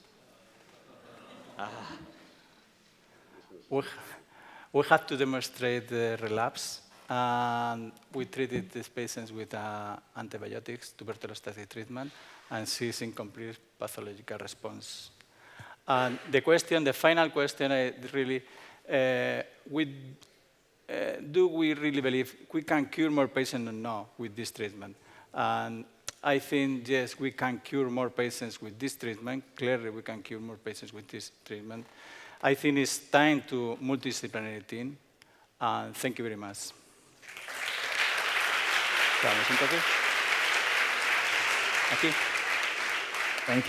Thank you, Mariano.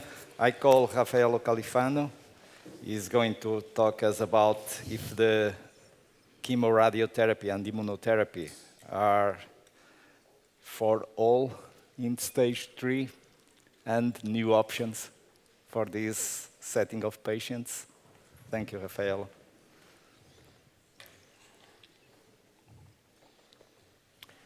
Thank you very much, and good morning. I share with you all the enthusiasm about perioperative immunotherapy strategies, but the reality is that in clinical practice, there's still a lot of patients who will be not surgical candidates, and they will need to be considered for combined modality treatment with chemotherapy and radiotherapy. These are my disclosures. Over the next 15 minutes together, I'm going to give you a bit of background on the current state of the art for inoperable stage 3 non-small cell lung cancer, and then I will show you a selection of studies evaluating chemotherapy and radiotherapy plus immunotherapy, and then I will conclude. I'll be very happy to take your questions during the discussion. So for inoperable stage 3 non-small cell lung cancer, the standard of care is concurrent chemoradiotherapy with a backbone of platinum-based chemotherapy. There is no role so far for induction chemotherapy or consolidation chemotherapy. At present, there is no defined role for targeted agents. From a radiotherapy perspective, there is no role for dose escalation, and the standard dose that we should aim to deliver is 60 gray in 30 fraction. Radiotherapy may potentiate the anti-tumor response and effect through several mechanisms. We can have release of tumor neoantigens. We can also have enhancement of MHC class 1 expression. We can upregulate PD-L1 expression, which will be relevant if we give immunotherapy. We can also upregulate some chemokines and cell adhesion molecules and other immunomodulating factors and surface molecules. Together, these different events may pronounce the immune response and may lead to changes to the tumor microenvironment which enhance the anti-tumor response. So the standard of care was really changed with the advent of the PACIFIC study. PACIFIC, just to refresh your memory, is a phase 3 randomized clinical trial evaluating inoperable stage 3 non-small cell lung cancer patients who were deemed inoperable by your local MDT. Good performance status, no selection for PD-L1, all histologies. They had to be treated with concurrent chemorad and not to progress after 2 cycles at least of platinum-based chemotherapy. And the non-progressors were randomized between durvalumab, given 2 weekly for a year, or placebo, and they had to start within 42 days from completion of chemorad. The primary endpoint of the studies were progression-free survival and overall survival. And the study met the primary endpoint with a benefit in progression-free survival and overall survival later on for the investigational arm.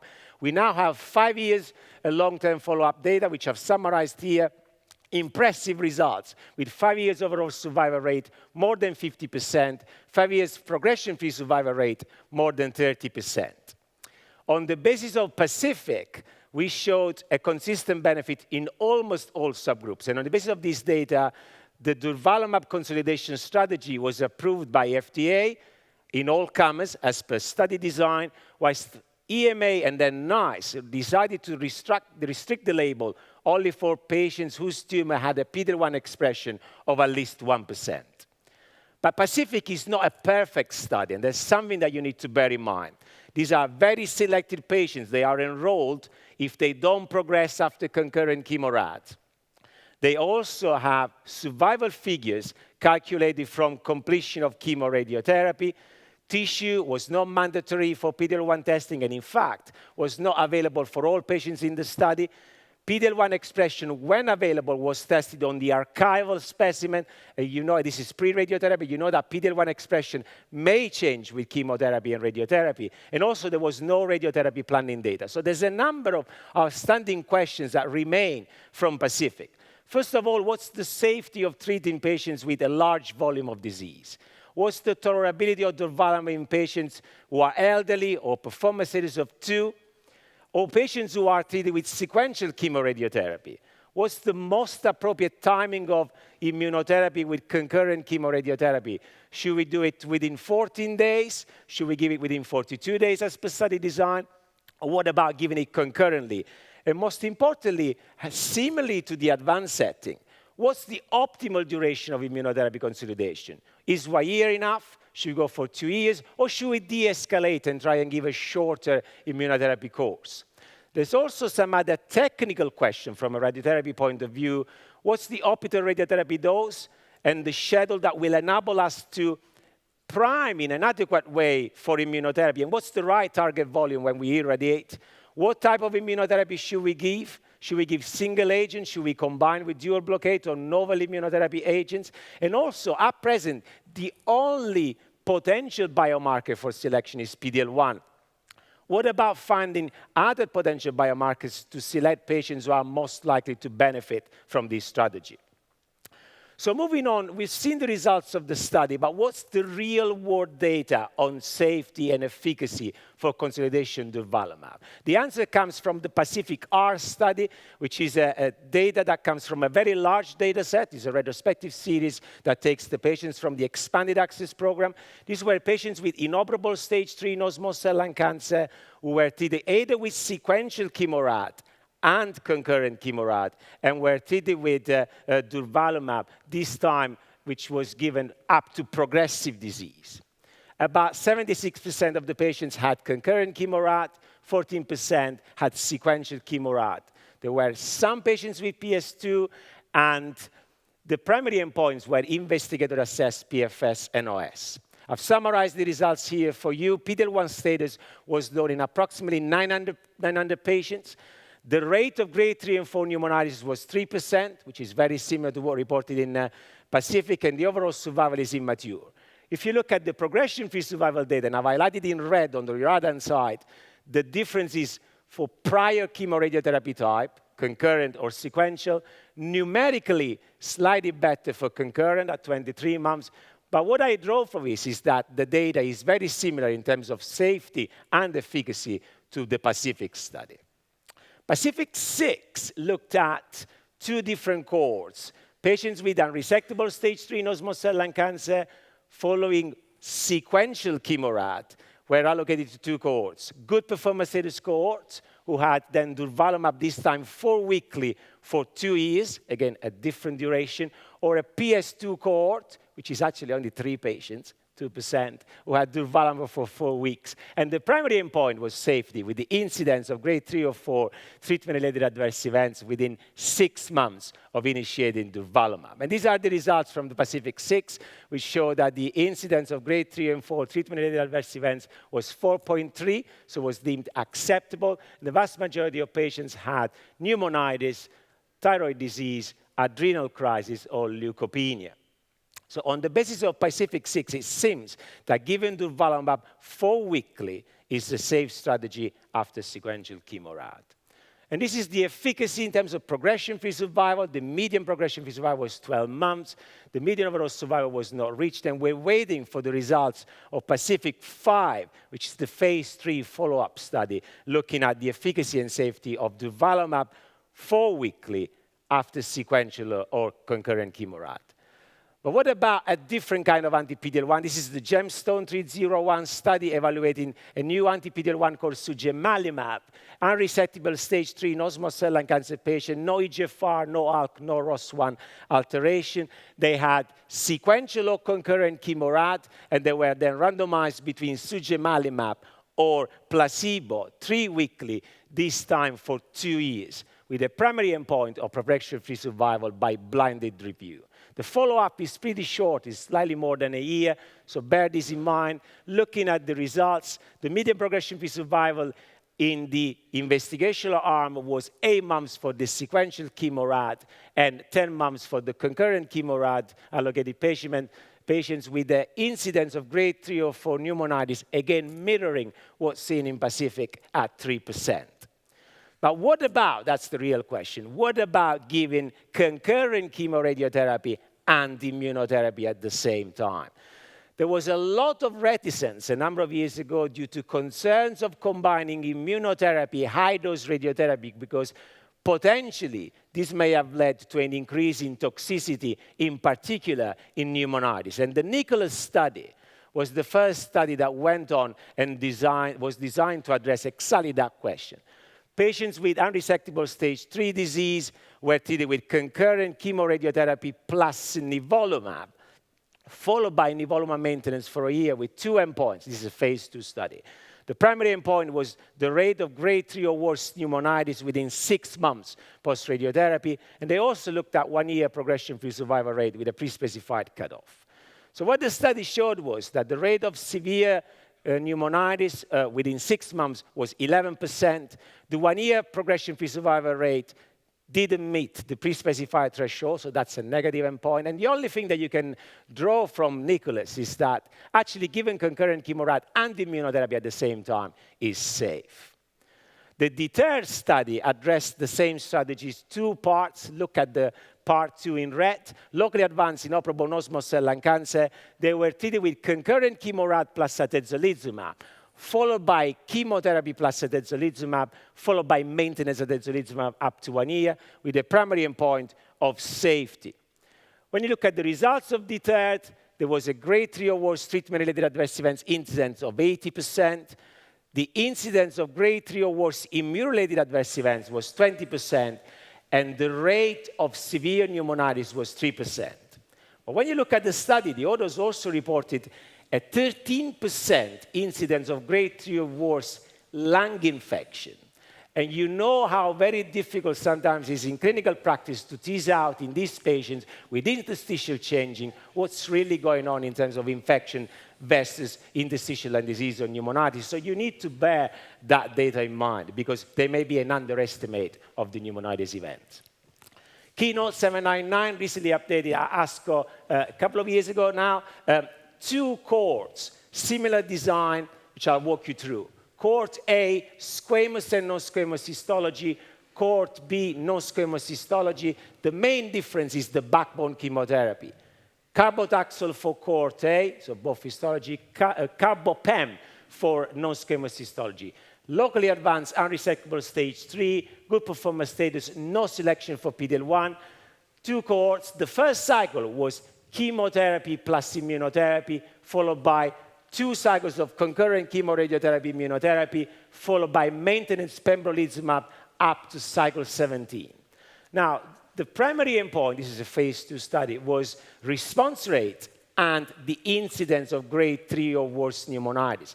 This is a super selected population as the trial excluded patients who had more than 10% weight loss, so bear this in mind. And this is the summary slides of the efficacy results. Very high response rate, more than 70%. If you think about it, with concurrent chemorad, you get up to 45 to 50%. This is an extraordinary response rate. The incidence of grade 3 or worse pneumonitis was in the region of 8%. Progression-free survival cohort A, 30 months, not reached in cohort B, and the overall survival with a median follow-up of more than 2 years was not reached in both cohorts. So very, very promising results, bearing in mind the patient selection. Very recently, Pacific 2 was announced via press release, and Pacific 2 is a phase 3 randomized clinical trial evaluating unresectable stage 3 non-small cell lung cancer patients, no PD-L1 selection, good performance status, randomized post-concurrent chemorad to receive, randomized to receive concurrent chemorad plus durvalumab or concurrent chemorad plus placebo followed by durvalumab maintenance until progression or placebo until progression with 2 core primary endpoints, response rate and progression-free survival. We had a press release from AstraZeneca in November last year saying that the study is negative for the primary endpoint of progression-free survival, and we had very, very little details about results, but we had a lot of speculation about it. So let me show you my take points on that. Pacific 2 is a phase 3 study, but when you look at the design, they've oddly chosen as primary endpoint response rate and progression-free survival. Very strange. The control arm should have been the Pacific arm, not chemorat plus placebo. I'm really sorry about that. And the durvalumab is also given until progression, which is different than the 1 year or 2 years in the previous AstraZeneca study. Also, when you look at the very limited information in the press release, they mentioned that there was an increased risk of infection in the investigational arm. And I go back to my point, is this infection or is this really increased pneumonitis? We really need to see the results presented in full. Also, I would like to know the number of patients who are still on study post-concurrent chemorat, and potentially this study may be negative due to the negative impact of irradiating the draining lymph nodes whilst given concurrent immunotherapy. There is now a lot of preclinical evidence, mostly on head and neck squamous cell carcinoma or cervical cancer, that if you irradiate the draining lymph nodes whilst you're giving immunotherapy, you're basically inhibiting the T-cell response, you're manipulating the tumor microenvironments, and this reduces your response rate and potentially increases your risk of distant metastasis. But the race is on. As soon as someone starts, a lot of other companies will follow. So there's a lot of studies ongoing, which are summarized here. The Skyscraper 3 is looking at platinum concurrent chemorat, followed by TIRA plus atezolizumab. The Killing 12, platinum concurrent chemorat plus pembro, followed by pembro, with another arm of maintenance pembrolizumab olaparib versus the standard Pacific arm.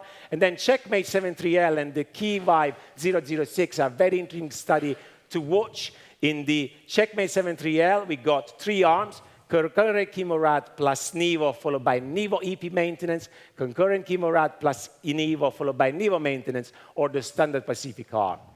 Key Vibe 006 uses different strategies, combining concurrent chemorat with the dual inhibitor from Merck, together with maintenance versus the standard Pacific arm.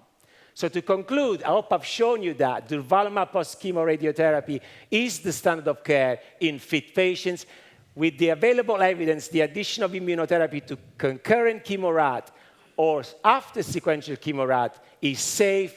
It's very important that we continue to enroll patients into clinical trials, as we need further evidence on the safest and most effective approach for our patients. Thank you very much.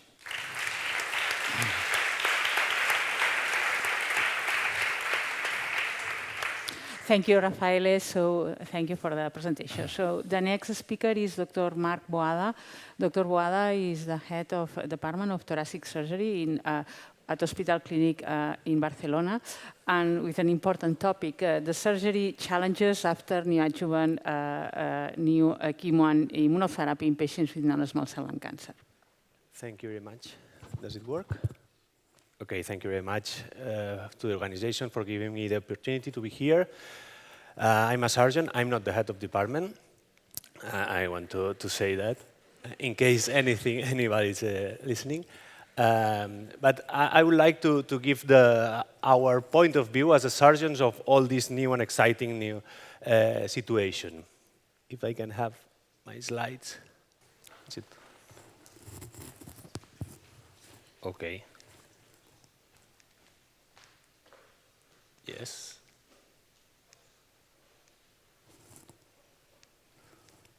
Yeah, can it go to the beginning, please?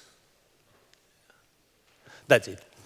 So this is the situation we had till last few years, in which we had the neoadjuvant treatment, the neoadjuvant setting, for really selected patients, almost all of them, and to patients with onychal station positive, proved by invasive staging, and then we did the neoadjuvant setting with chemotherapy or chemoradiotherapy, and then we did the restaging to go for surgery. All the patients with the earlier stage went to surgery, and then we had the advanced stage that we were for systemic treatment.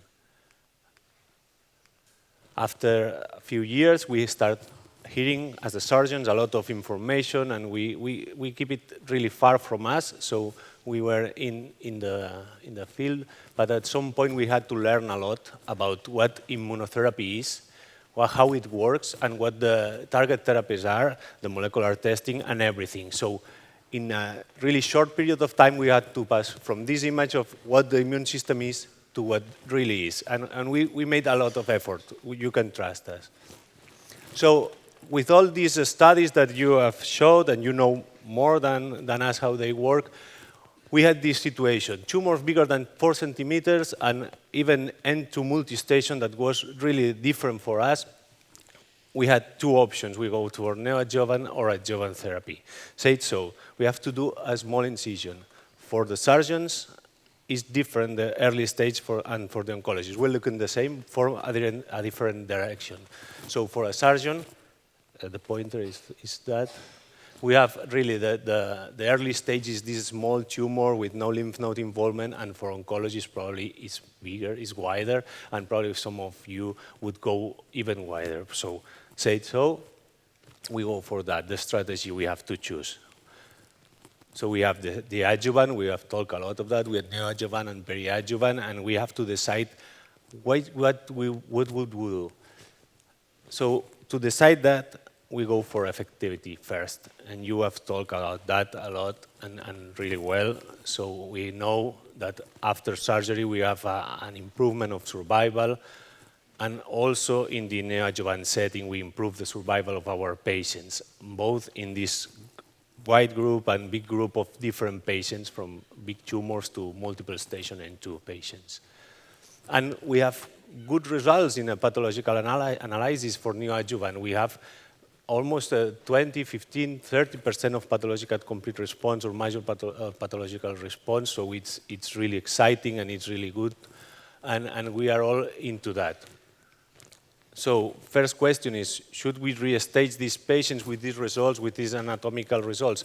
In our opinion, and in our center, we don't do that. We don't restage the patients, not invasively. Of course, we do image tests to see that there is no progression, but if we didn't do that before with this new tech, with the new treatments, we don't do that. We only do the test, and we reserve the invasive staging only for the patients with suspicion of progression, and for these patients that are really pushing the limit, patients that really need to be assessed that the treatment is useful. And then we go for that. When to do the surgery, before or after the treatment? And we have the progression first. So one of the things that we have talked is, in all these studies, we lost almost 20% of patients with early stage tumor or surgical early stage tumor.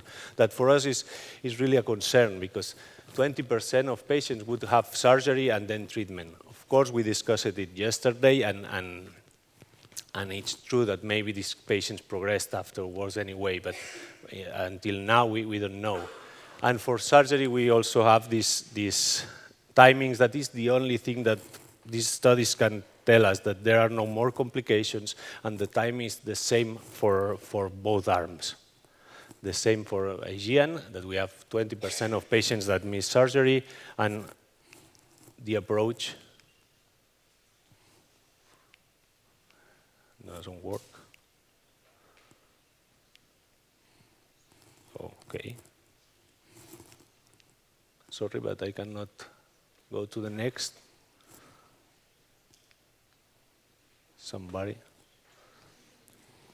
Well, next slide is talking about the approach. So in this Aegean, if I'm not wrong, it's 50% of patients were operated, that's it, by open surgery, which at some point says that it's more difficult or not. We'll see.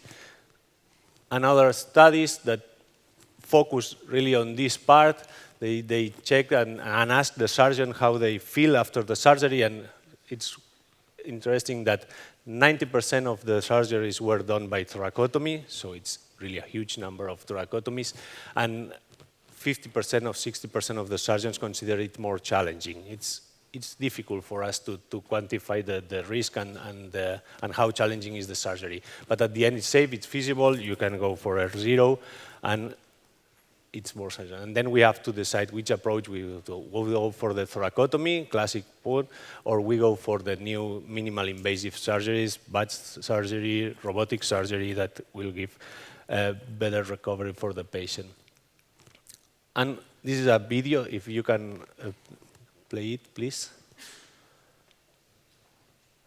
It's there are two patients. In your right side, there is a patient with a middle lobe tumor, N1 positive, and 2 stations N2 positive, paratracheal and subcarinal, and we went for a multiportal right surgery.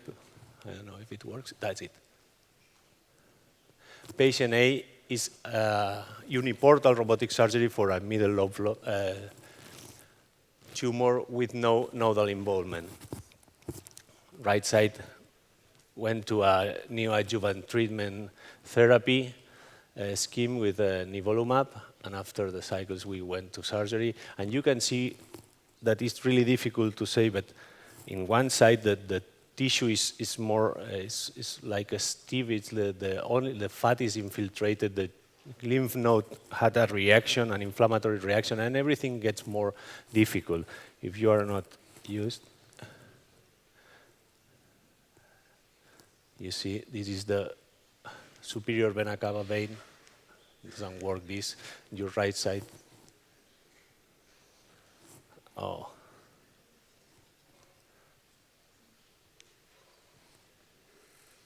Yeah. I don't want to touch anything.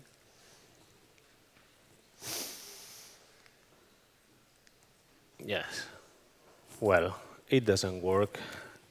But it would be really important to play this video properly, otherwise we will miss a lot of things. So if anybody can help. Why I say that? Because the surgery is a little bit messy, is a little bit more difficult, and everything goes really well until we go for the bronchus. That if we can skip a little bit, the video will be better. But what we have faced here is the lymph node in the iliac part, the N1 lymph node, was really stuck to the bronchus. And during the dissection, we had a problem, a big problem, that is that the bronchus broke. And we had to decide at that point what to do. First, we tried to repair it. We sent the margin to the pathologist, and we tried to repair it. The problem is that the bronchus was so unstructured that the stitch broke, and the bronchus broke, and we could not repair it. In addition, just beneath this bronchus, we saw a lymph node that was really looked infiltrating, and we had the doubt that if this lymph node would be positive or not. At the same time, the pathologist with the frozen section said that, guys, I cannot say what is here. So it's a big inflammation, but I cannot say if there is tumor or there is not. So at some point, so now it's working. Now we see the pulmonary ligament when we do the same, and we have the same feeling that the tissues are more friable. But the technique is the same, and the material we use is exactly the same, only the slight difference in approach. And then we go for the subcarinal space.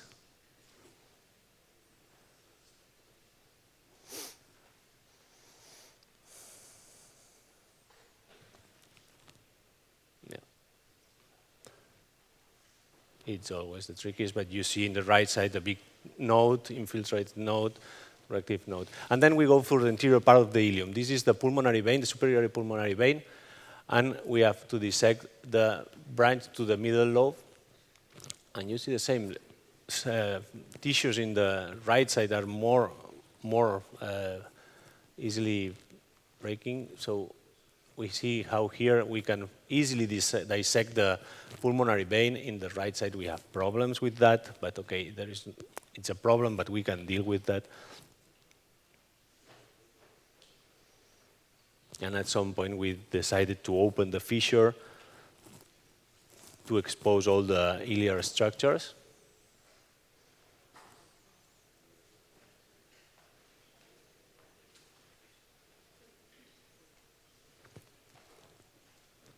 You see, now we dissect the upper part of the superior pulmonary vein in order to open the fissure properly.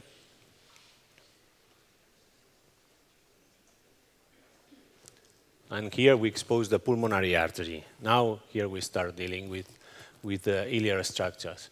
But this part that what we see during the surgery is that the place where the tumor has been is where the inflammatory reaction is. So the rest of the pulmon, the lung is quite normal, the fatty tissues are a little bit infiltrated, but when you had the lymph node is where you have problems. We open the fissure, and then we expose everything, and we can start dividing the structures. And here we start. You see the right side is a bit messy. There is very rigid. Everything is difficult to mobilize. In the left side, everything goes smooth. We have no problems. And here we dissected the bronchus, and I put the stapler. And now you will see, or you see this hole. This shouldn't happen. So this is the bronchus that opened. All the bronchus was unstructured. But okay, we decided to continue with the lobectomy, and we will ask what I said to our pathologist, what will he say, what he sees in this bronchus. So here the surgeon is looking, so it's a real hole in the bronchus, so I have a problem here. The artery is just behind, so we know that behind this bronchus we have something, you can see here, and we have to go from the other side to complete the lobectomy.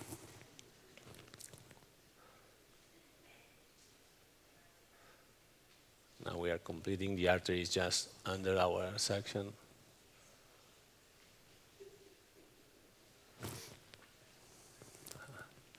I don't know if any surgeon would do anything different, but at some point we have to remove this on the side.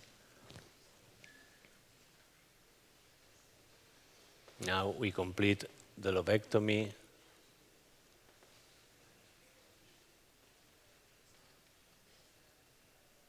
The fissure lobectomy.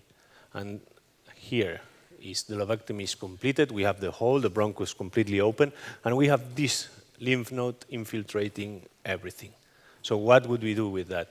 We started asking our pathologist, said, okay, until he responded, we tried to repair it, but we have no tools to decide what to do. So if it's a positive lymph node, what would we do?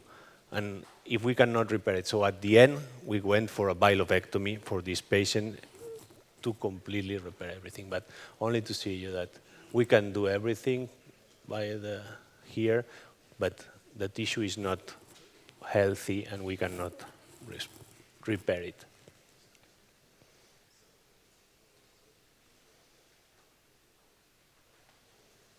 So, to summarize, surgery could be tricky with this neoadjuvant treatment. And this is our experience. So we reviewed our first cases of neoadjuvant therapy with immunotherapy, and we compared it to previous experience. We have seen that we mainly went for N2 positive unistation patients.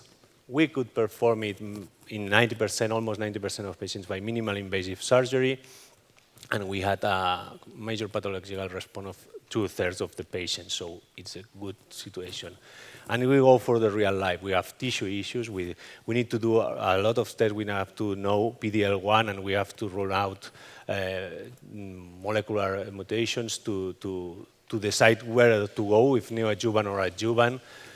We know that the benefit goes mainly for these 3A patients, and also we have drug restrictions, which is maybe the most difficult part because we cannot give immunotherapy that we all believe or we all know that is better than previous treatments, and then we have to adjust all this and try to decide. So in one part we have, for neoadjuvant, we can evaluate the response, we can give tumor exposition to the treatment, but in the other time we save tissue, we save time, we reduce the surgical risk in some cases.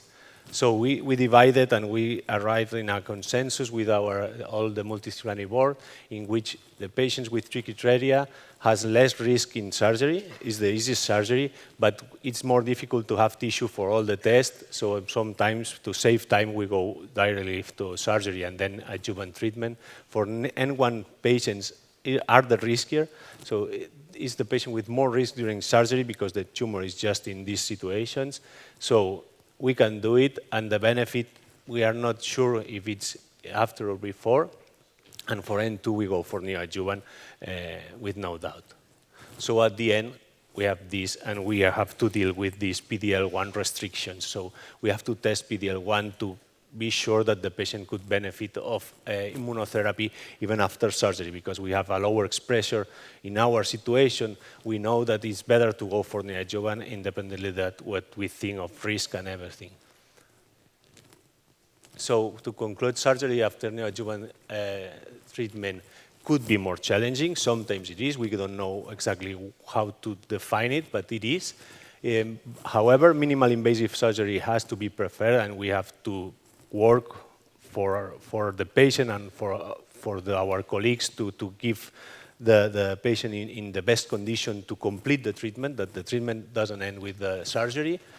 We achieved 2/3 of major pathological response, which is excellent, and we are really, really enthusiastic for that. And invasive mediastinal restaging, we don't do routinely, so it's reserved for selected patients. In conclusion, not all the patients are the same. We have not all the drugs available. We have to decide with these conditions, and selection is crucial for a faster, safer, and more beneficial treatment for the patient. Say that it's until some new information comes, and we will have to change once again. Thank you very much.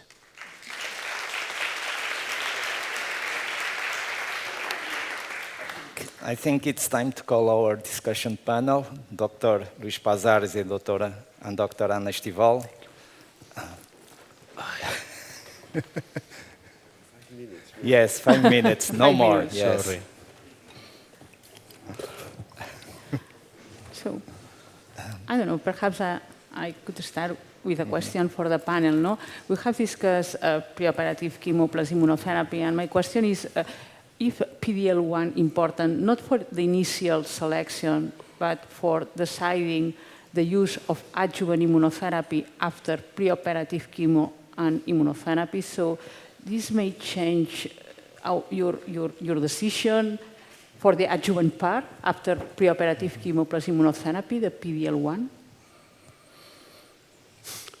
Well, honestly, I don't know. Well, to be honest, the only thing I can say is that, of course, to the beginning, as you said, I will give in the neoadjuvant setting to everyone, regardless. Maybe the amount of benefit is not the same, but still they do benefit.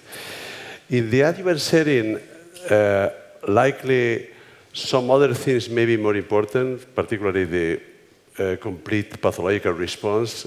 That could be, for me today, the strongest factor. But still, I mean, if I see a patient that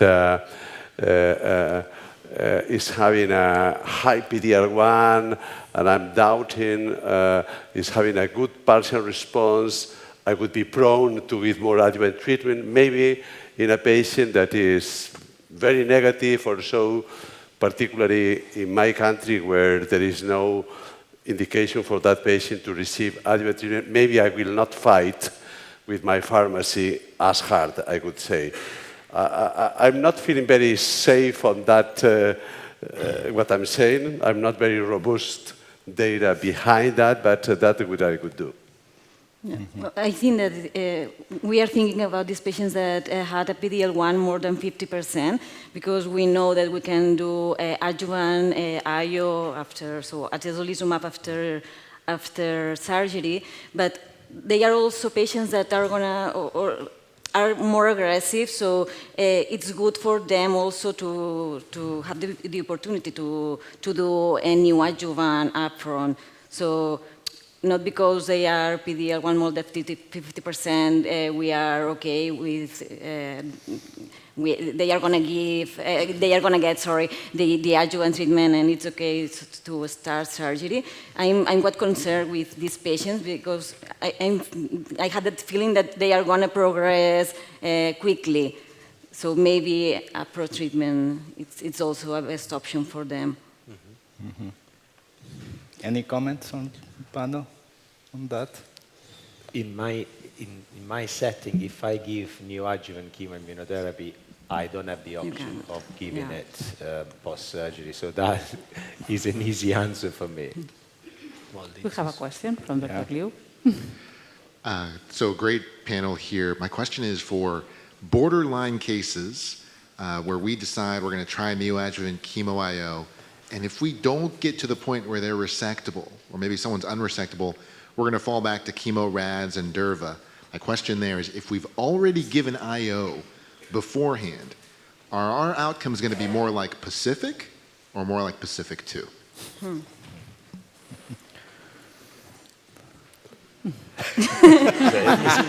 I'll start. It's a tricky one. Thanks, Stephen. So, obviously, you start in the hope that you give a neoadjuvant, they end up being resectable. You restage in the settings where at the post 3 cycles, the surgeon is not convinced that can achieve a R0 resection. I think at that point we are in a sequential chemoradiotherapy setting because you've done your chemo. I don't think I can from an approval point of view, and I don't think I would give then adjuvant consolidation durva, because at that point they've had 3 cycles of neoadjuvant, the situation changed, and I think I'll just do radiotherapy and observe. But again, there's a lot of data to back that up. So I actually think it's a big issue with Pacific 2. I'm really looking forward to see the data, but before seeing that, I'm a bit worried that the bad patients, the patients that are doing badly, the ones that we are not presenting here, those are maybe having a big impact on other patients. Let's say, I'm pretty sure that many of the results of Pacific 2 is because there are some patients that are doing very badly, they do not respond to anything. So, of course, in those patients, maybe not worthy. But the other patients that are responding are yet not good candidates for surgery. I mean, the first patient he presented, or the second patient, in many places, even their response would be not a patient to be operated, candidate considered.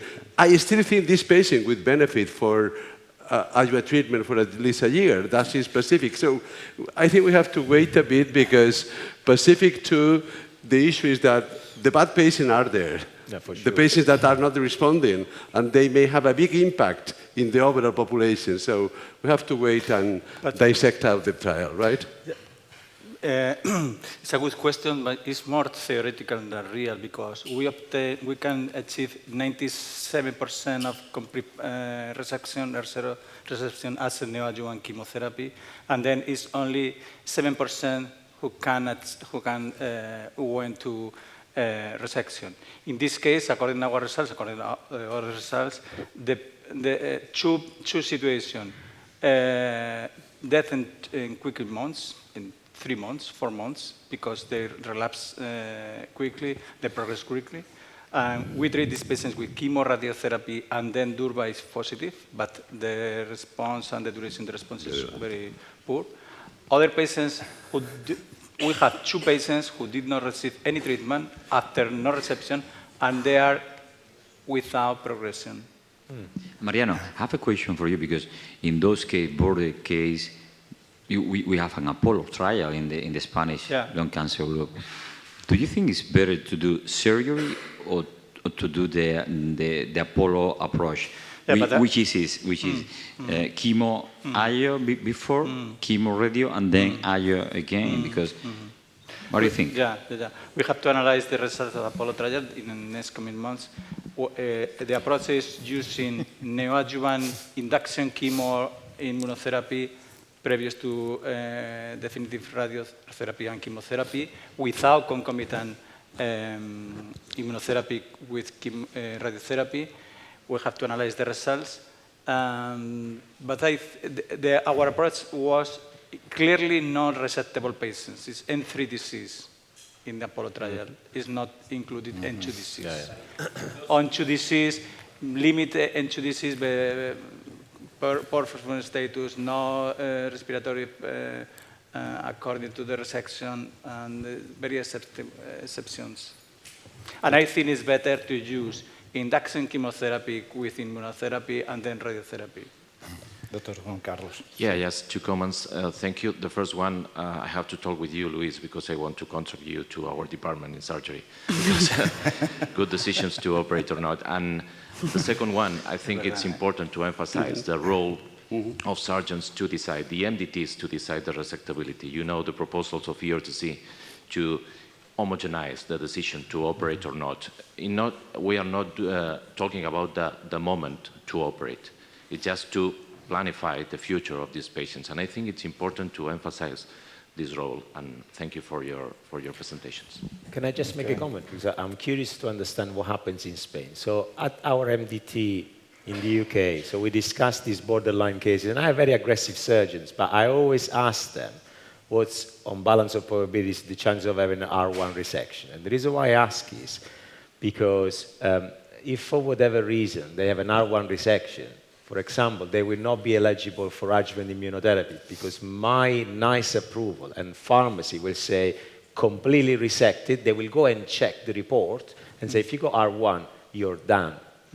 So that's the reason why sometimes you need to be careful. Yeah. And I say, before we do any heroic surgery and then we end up not having the optimal treatment, should we just do concurrent chemorad up front? In Spain, and I understand you've got different localities, if you have an R1 resection, for example, can you give adjuvant at EDSO?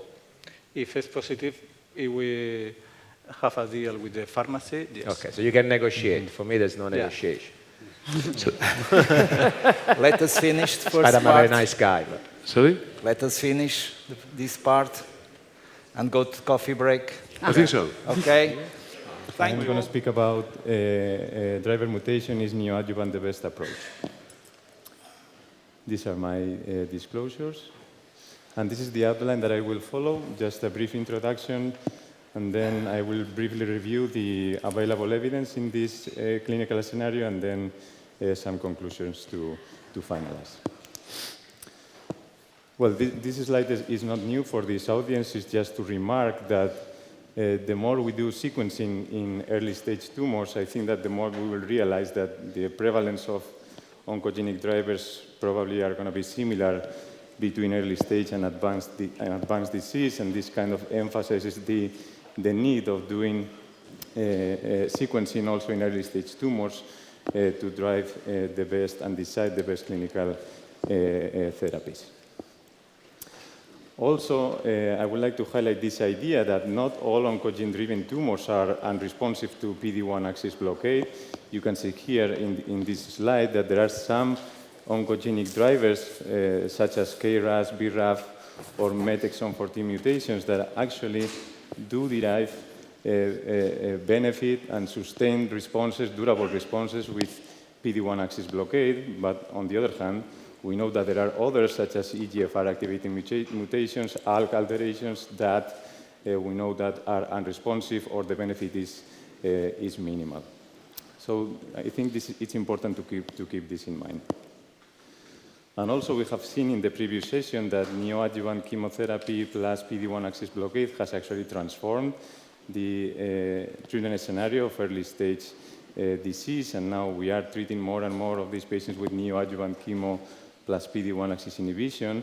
And this is just to remind you that patients with EGFR or ALK-altered tumors have actually been excluded systematically from most of these clinical trials. And actually, the approvals for chemoimmunotherapy will exclude and are excluding these patients also because we know that PD-1 axis inhibition does not work or has very minimal activity in these patients. So we really need to look for better treatments if we are considering neoadjuvant therapy or perioperative therapy, particularly for EGFR, ALK, or ROS altered tumors. What can we do with this patient? If we find one of these patients in our multidisciplinary team and the surgeon is supporting neoadjuvant therapy, what can we do? So when reviewing the evidence, and this is a very recent review article, in EGFR or ALK-altered tumors, actually the evidence with perioperative therapy, perioperative TKI therapy, is very limited, as you can see. Most of the studies, if not all, are almost single-arm studies with less than 100 patients included in each of them. Many of them are actually single-institution studies. And the evidence is therefore not very robust, but I think that we can actually have some conclusive ideas even from these small studies. And just to summarize the most important questions in my opinion, I will just review this randomized study, which is actually the only randomized trial in the neoadjuvant EGFR TKI therapy. This is EGFR mutant population, sensitive EGFR mutations. These patients, 72 patients were randomized to gefitinib single agent as compared to neoadjuvant chemotherapy, followed by surgery, and then, in this case, erlotinib for 1 year. And the primary endpoint was actually overall response rate. And probably the most important slide in my presentation, I believe, is this one, because as you can see, even though responses are higher, radiological responses are higher with erlotinib or EGFR TKI therapy, as you can see, these responses are not curative, or at least curative in the sense that they achieve complete tumor remission. As you can see, 0% complete pathologic response with neoadjuvant erlotinib, and the same with chemotherapy, and even major pathologic response is very infrequent, less than 10%. So clearly, these agents do not achieve curatively responses with curative potential, at least in the neoadjuvant setting. This translates into longer progression-free survival, as you can see, but again, this study demonstrated that there is no, or there was no survival impact, overall survival impact in this patient population. And what about osimertinib? Osimertinib, a stronger or more potent selective EGFR inhibitor. It makes all the sense to test it in the neoadjuvant setting. There has been many, several studies testing this. I'm just highlighting one of them. This is from the group of Colin Blakely in University of California. These data were presented at ASCO last year, and as you can see, they included 27 patients with EGFR activating, with EGFR mutant tumors, and they treat them with osimertinib for 1 or 2 months, followed by surgical resection. And as you can see here, the primary endpoint was pretty optimistic, major pathological response of 50%, and secondary endpoints being survival.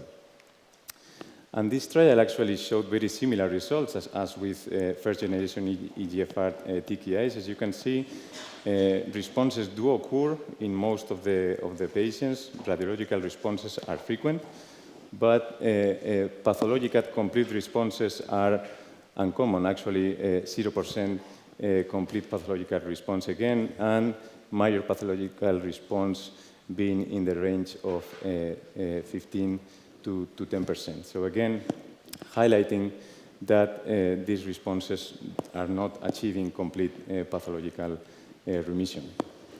And this actually is in marked contrast with what we achieve with neoadjuvant chemotherapy plus PD-1 axis blockade. We have seen the whole previous session showing that, if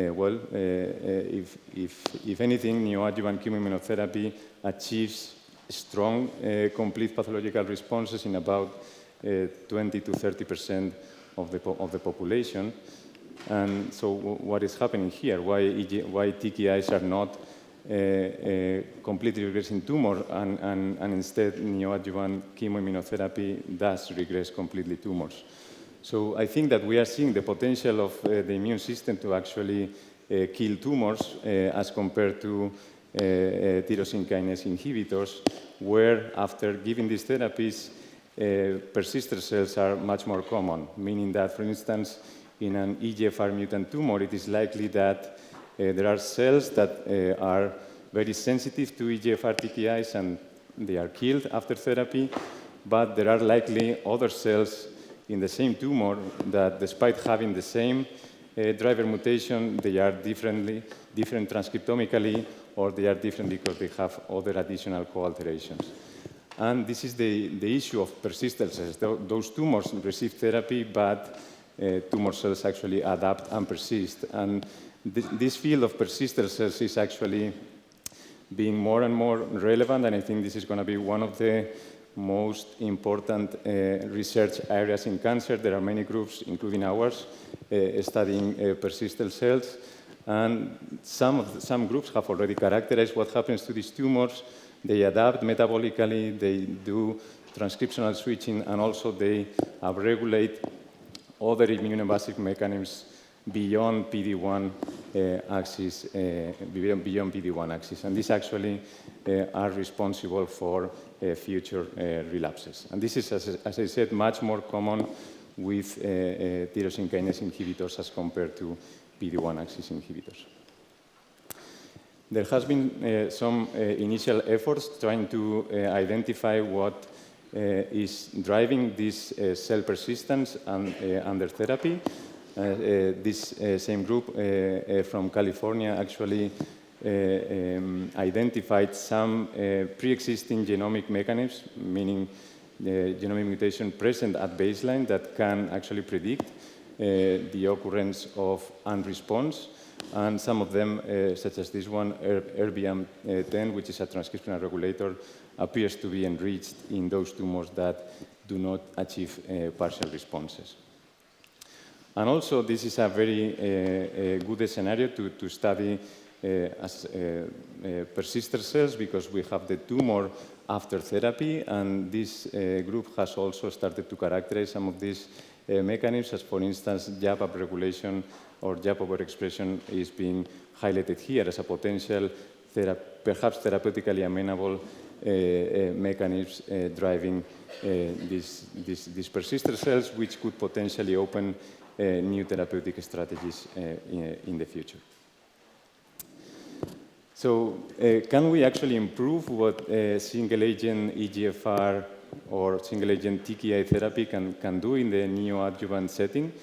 So for instance, in the EGFR mutant disease, we have recent data from the febrero-2 study showing that chemotherapy plus osimertinib is better in terms of progression-free survival as compared to osimertinib monotherapy. So this could potentially be an option to improve responses, to improve complete responses, and there's actually a clinical trial, the NeoAdora trial, actually active.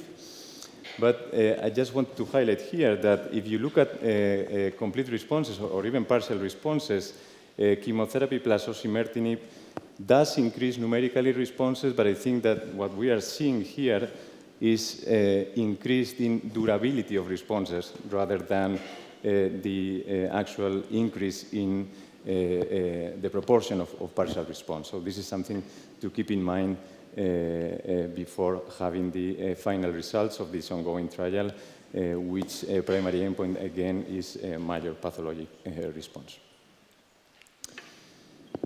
So what about other oncogene-driven tumors? So, well, we don't have basically data to discuss, but there are several trials going on. Some of the trials are tumor-specific or driver-specific, and there are perhaps this other Nautica-1 trial, which is a basket trial that enrolls patients with different kind of oncogene-driven tumors, and they are testing different targeted therapies to see whether this is actually a good approach to treat these patients in the neoadjuvant or in the perioperative setting. So just to conclude and to finalize my take-home message, and to the question, in resectable oncogene-driven non-small cell lung cancer, is neoadjuvant the best approach? Well, I would say that actually depends on the driver, because if we have an EGFR, ARC, or ROS1 altered tumor, perhaps I would favor surgery followed by, as we will see in the next talk, adjuvant osimertinib or alectinib, depending on the driver, of course. This is now standard of care. But if preoperative therapy is being considered, perhaps because this is a borderline resectable tumor, or we want to avoid a pneumonectomy, perhaps we have an EGFR mutant patient, perhaps I would favor preoperative chemotherapy plus osimertinib based on the data that we have now with the FLAURA2. Again, this is not data based on randomized studies yet, because there is a study going on. And if we have an ALK or ROS altered tumor, I would favor perhaps preoperative TKI followed by adjuvant TKI. Again, this is not based on randomized trials, but I think we know that in these tumors, PD-1 axis blockade does not work properly. On the contrary, in other oncogene-driven tumors, I think the standard is chemotherapy plus PD-1 axis blockade. We don't have to forget this. PD-1 axis blockade can work and can work very well in other oncogene-driven tumors such as BRAF, MET exon 14, and I think we have to keep treating these patients, in my opinion, with neoadjuvant chemotherapy plus immunotherapy. Of course, all treatment decisions, these are complex patients, so all treatment decisions must be multidisciplinary, meaning that they should not be taken by a single physician. We have to discuss them with surgeons, pathologists in a multidisciplinary setting. And of course, and we will have also a talk later about the importance of comprehensive genomic testing in early stage disease, discuss all these cases in multidisciplinary team. We have seen today a surgeon learning about molecular biology, and I think this is the future for cancer therapy. Thank you.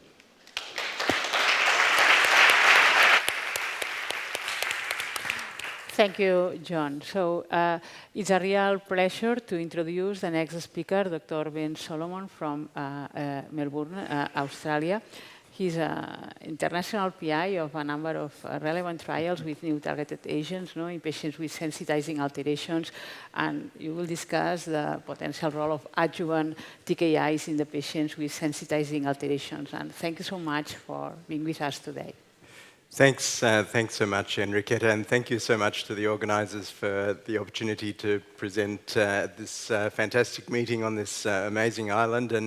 And my apologies, all of you who had to come down from that beautiful view of the Atlantic Ocean and your coffee break for this next session. But so I'll be talking about adjuvant therapy for oncogene-driven cancers.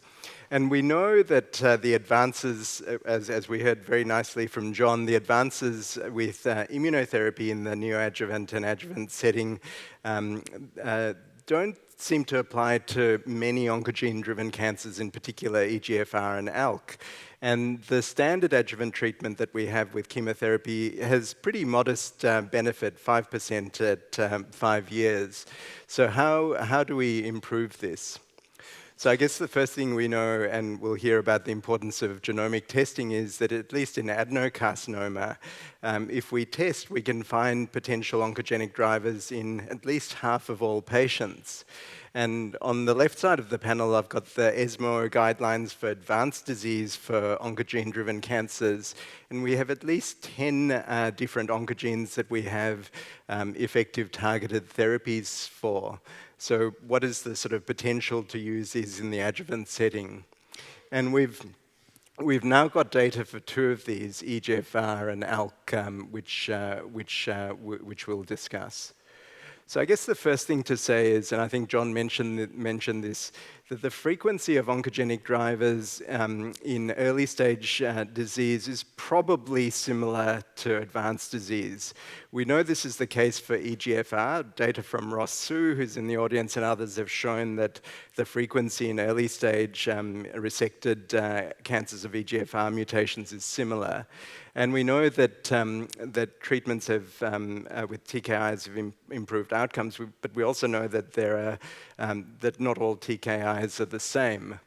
And the experience with the first generation EGFR TKIs in the adjuvant setting in EGFR resected lung cancer was not super encouraging. There were improvements in disease-free survival, but no study had demonstrated an improvement in overall survival. And until that is the ADORA study, which used the most effective EGFR targeting TKI we had in patients with resected EGFR mutation-positive lung cancer. Patients were randomized after they had surgery as well as chemotherapy to treatment with osimertinib for 3 years or to placebo. And the primary endpoint was disease-free survival. And as we know, the study reported positive for its primary endpoint of disease-free survival. This was the initial report. It was which led to FDA approval in 2020.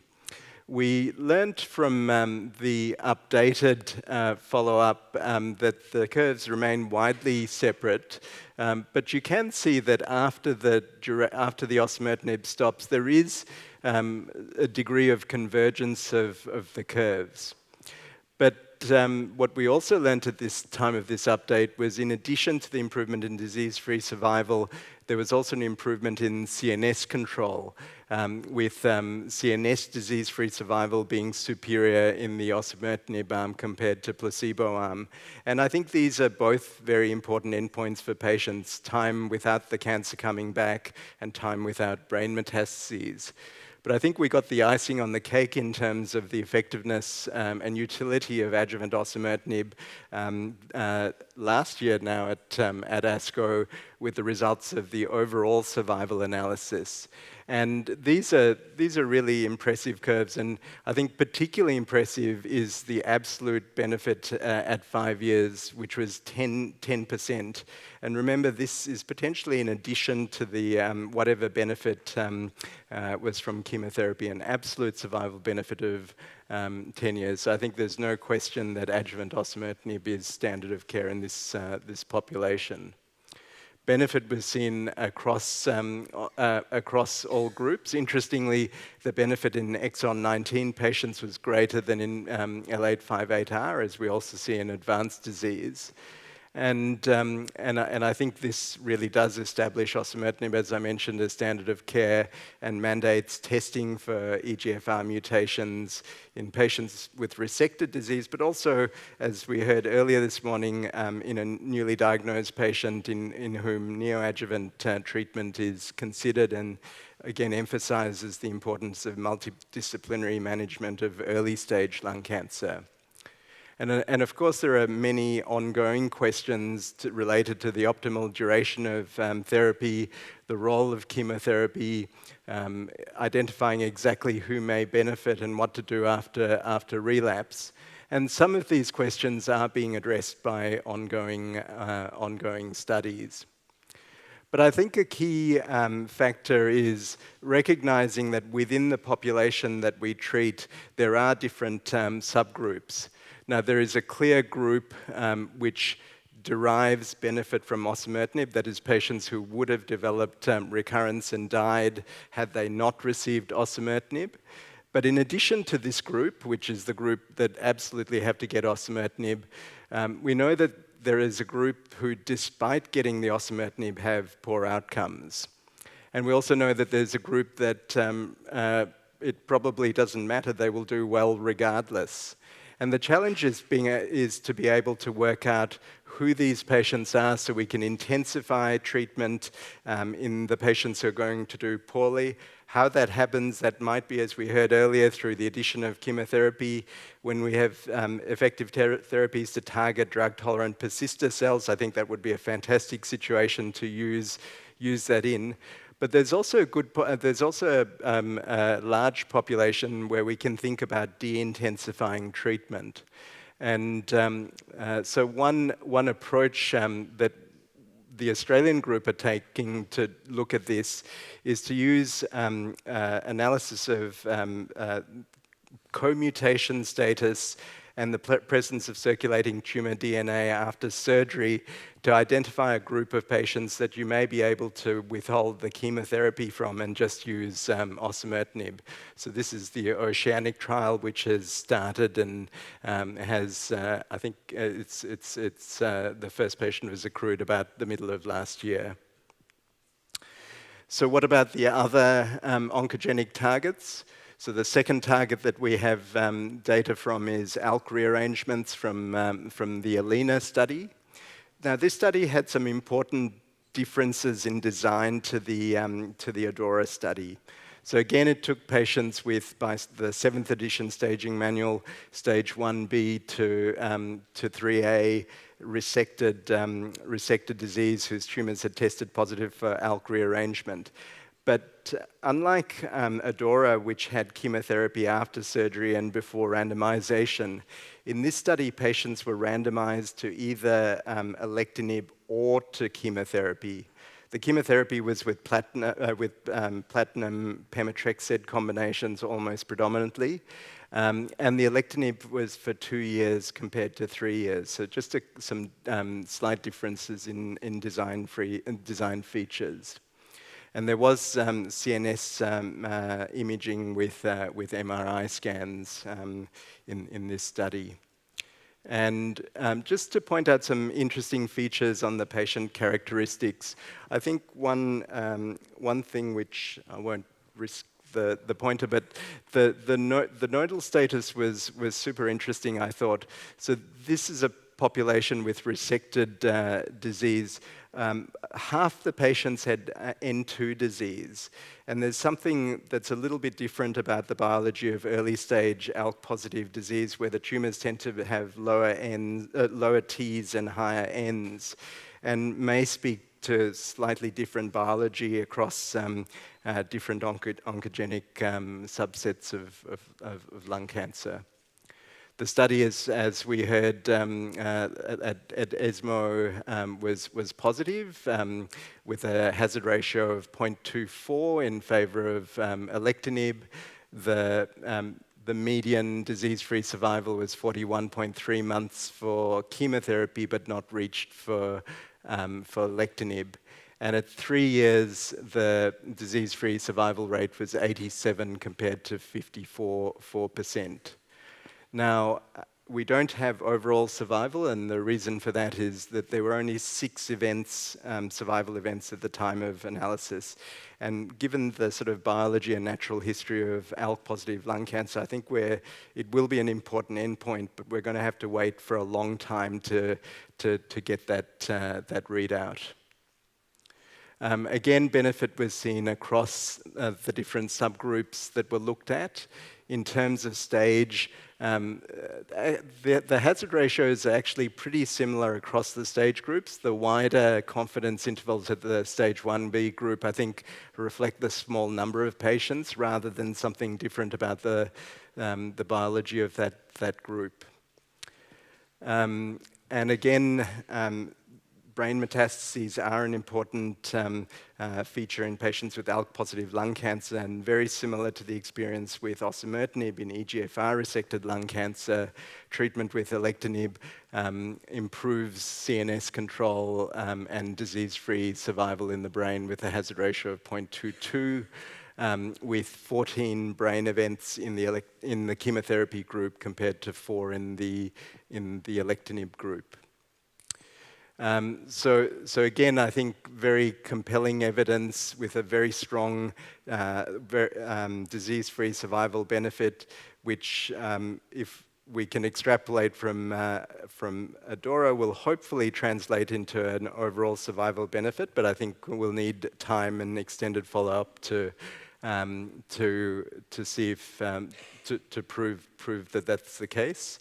Just thinking of Mariano's, I think it was your Valerie Rush quote, don't assume, prove, but I think we do have to make some decisions about treatment in advance of overall survival, and I think the benefit in disease-free survival and hazard ratio and what we've seen from ADAURA is compelling.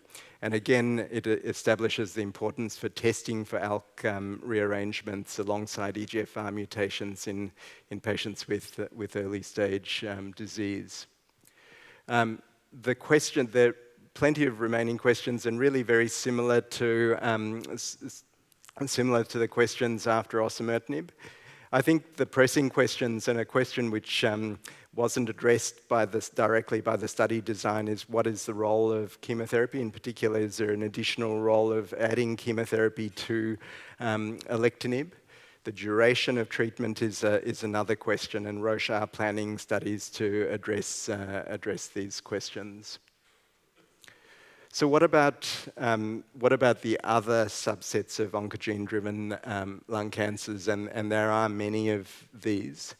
For one of these, for RET, we have a phase 3 study, the Libretto 432 study, which will provide us the answer. And I would be surprised if we get a different outcome to what we've seen with EGFR or ALK.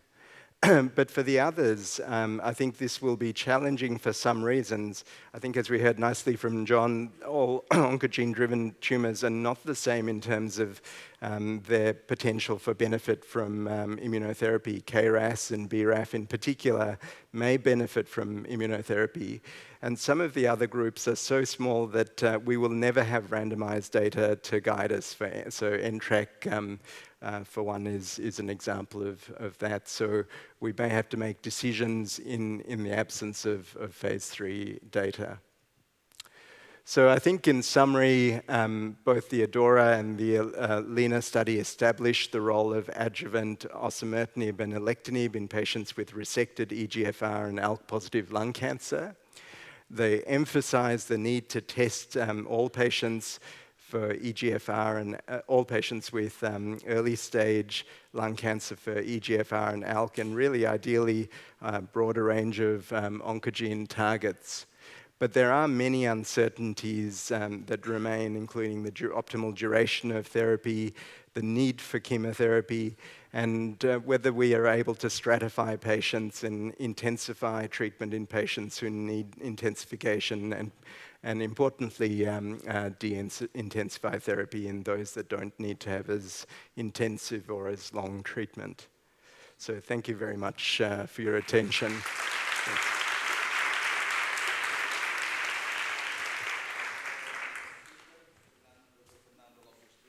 The Hospital Universitário 12 de Outubro is going to talk us about the role of the pathologist and the biomarkers in the early stage of non-small cell lung cancer. Thank you. Thank you. Good morning, everyone. Thank you very much, Charo, Delvis, and Luis, for the invitation. An amazing Atlantic Ocean connection you have going on here. So, yes, the role of pathology for biomarkers across all stages and histologies. My disclosures. And I think I wanted to start by trying to convince you that we need a more comprehensive perspective of lung cancer biomarker testing. So that figure kind of shows what's the journey of a patient with lung cancer from a biomarker perspective. And I fully agree with you, Ben. I think we need to start thinking that we have to go beyond ALK for all of our patients with lung cancer. And this is very complex because we are going to probably need to test all those patients several times across their clinical course. And it's going to be very difficult to do all those things, both using plasma and tissue with many different technologies. And also, as you can see there at the bottom, very sometimes challenging to integrate all the information and to come up with decisions at clinical and molecular tumor boards. So I think we have, as pathologists and people working in the lab, molecular biologists, techs, etc., we have many opportunities along the way to contribute. So I've chosen those 10. So let's see if I can briefly address all of them in the next few minutes.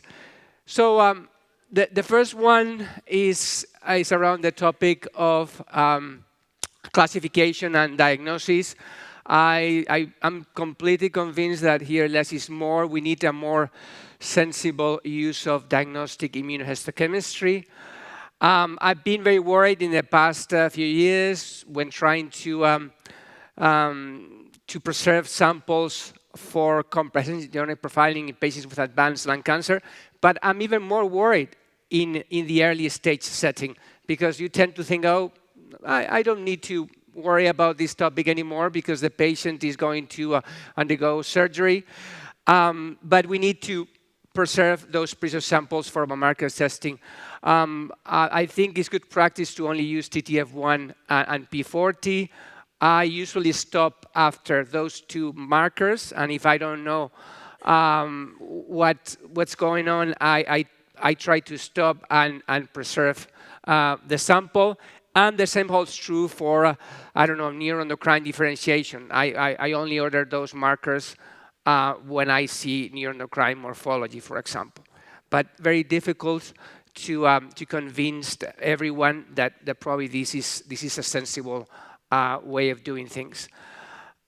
We also need more collaboration with artificial intelligence algorithms. As the saying goes, close to my friends, but closer to my enemies. I think they are very useful, particularly in the early setting.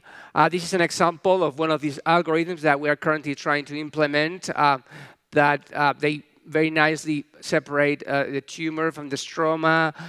It can also annotate some of the immune infiltrates, estimate tumor content, etc. And that's even more helpful in the adjuvant and neoadjuvant new treatment paradigm. And the same holds true for AI algorithms to score PD-L1. This is an example where, as you can see there on the right, we thought that the tumor was completely negative. But when we used the algorithm as a complementary tool, in fact, there were a few cells that were positive with PD-L1, so the final score was almost 5%. And I know there might not be many pathologists in the audience, but sometimes scoring PD-L1 is fun. But if you have to look at a large surgical resection, well, sometimes, that's very time-consuming, and you're never sure. And I see a huge role for AI algorithms, particularly when we run PD-L1 assays in large resection specimens. We are also now very excited with all the different technical possibilities that we have in the space. And I think sometimes we don't really understand the advantages and disadvantages of the different methodologies. This is an example of some of the parameters that might be useful when you are considering one of these assays. For example, we all understand analytical sensitivity, classical sensitivity, but we also need to understand that not all the assays have the same width. For example, sometimes the annotation of variants is not very precise. We painfully learned about this with exon 20 insertions that we now know are missed when you are running only real-time PCR assays, for example. I've also read recent reports on the importance of the different EGFR mutations, but also within, for example, exon 19 deletions, there could be huge differences or some differences in treatment response. So we really need to understand if our assay is able to annotate those variants. Of allele frequency might be relevant in the future. When we run EGFR testing in resected specimens, we see sometimes big differences in allele frequency. So I think that also could be an important topic in the future. Anyway, and the amount of DNA that you need, of course, cost and turnaround time. So I think important to consider all those things. When we look at predictive biomarkers in the IO space, this gets much more complicated. I think we are still struggling to find robust biomarkers beyond PD-L1. But I think probably this is a good summary. We need to make sure that we capture as much information as possible coming from different sources and using different methodologies. But again, I think it would be best to really focus more on the results than on the technicalities of the different methods. And I think that's probably the same holds true for plasma versus tissue. Over here, I personally think we should try to integrate all the information coming from those different sources instead of trying to prove if one is better than the other. But it needs to be organized, and probably it's best to have a very defined strategy, which sometimes is not easy, and also try to standardize the pre-analytics of liquid biopsies as much as possible. I'm also here, I have to admit that I've changed my mind in the past few years. At the beginning, we were all saying that we didn't have enough tissue to run all the biomarker testing that we wanted to do.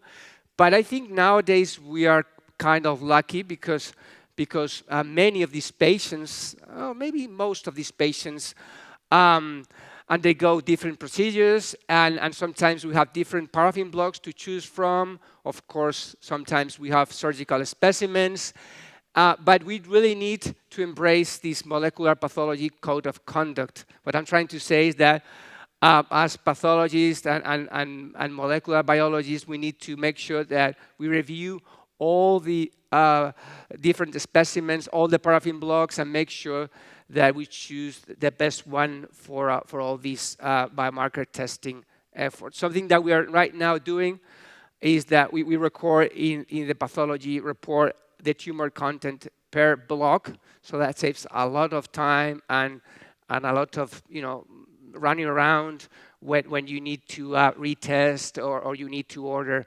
biomarkers.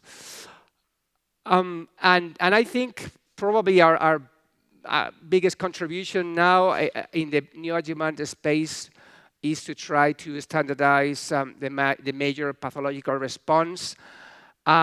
This needs to be probably implemented using standardized protocols. This is the proposal from ISLC, which I think is a good place to start. There is a checklist that we can use.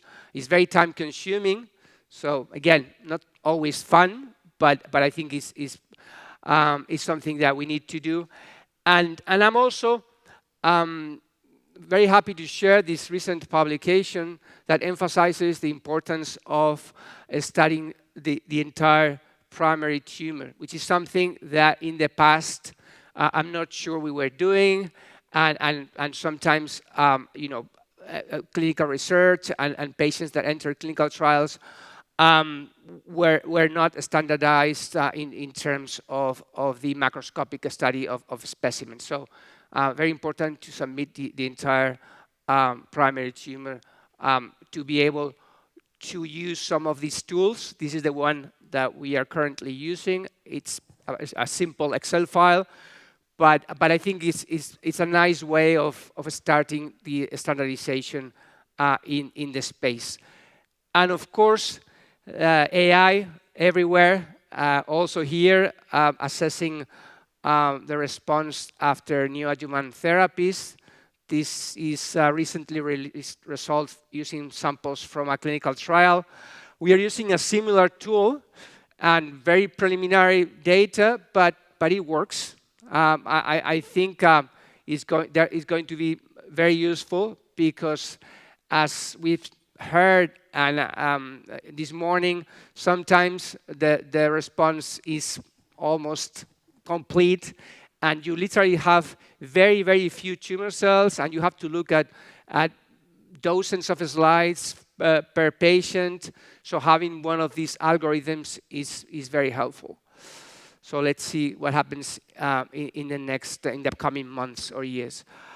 Of course, some of these patients are going to recur. So I also wanted to emphasize the importance of rebiopsies in patients that were initially diagnosed with early stage diseases. Over here, I think we are going to need a more comprehensive approach because we are still understanding the resistance mechanisms on target, off target, or even histological transformation. So this is something that I think is nice when we have this conversation in the clinical tumor board to organize rebiopsies in terms of when, where we are going to obtain that biopsy, but also which technology are we going to use, because probably we're going to need a more sophisticated approach than the one that was used initially. And I think the only way to be able to release biomarker testing results fast is to organize reflex testing workflows. And this is a little joke because you tend to think sometimes, and I have to admit that I was over there on top at the beginning, you know, reflex workflow. You order something, and it goes from point A to point B, and no hiccups along the way. But I wanted to emphasize that many times when you are in the lab, this is what happens, you know, things can go wrong. So you really need to follow up after ordering biomarkers. But very important to establish reflex workflows so you keep your turnaround times in check. And finally, effective communication. We are all implementing molecular tumor boards, and now we have to discuss all these early stage patients, so more complexity. We found that discussing NGS results initially in the lab, kind of like an intra-lab molecular tumor board, might be helpful because then you trigger what needs to be done without waiting for the clinical discussion. That has worked for us in the past few years. And also, I think very important to try to use as many checklists and as many standardized reporting frameworks as possible. I am a little concerned because I'm not sure we always use checklists when we report surgical specimens in thoracic pathology. I had this conversation with several thoracic surgeons across the country and in other countries, and I think we are going to need those if we really want to exchange information coming from these neoadjuvant and adjuvant therapies. So thank you very much. As you can see, we are just receiving a brand new hospital, so let's see how it goes, and thank you very much to everyone back home for their efforts in lung cancer biomarker testing.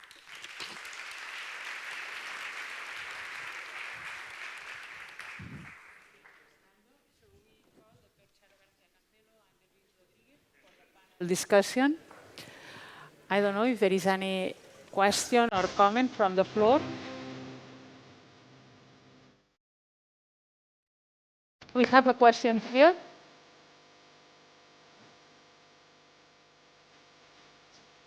Yeah.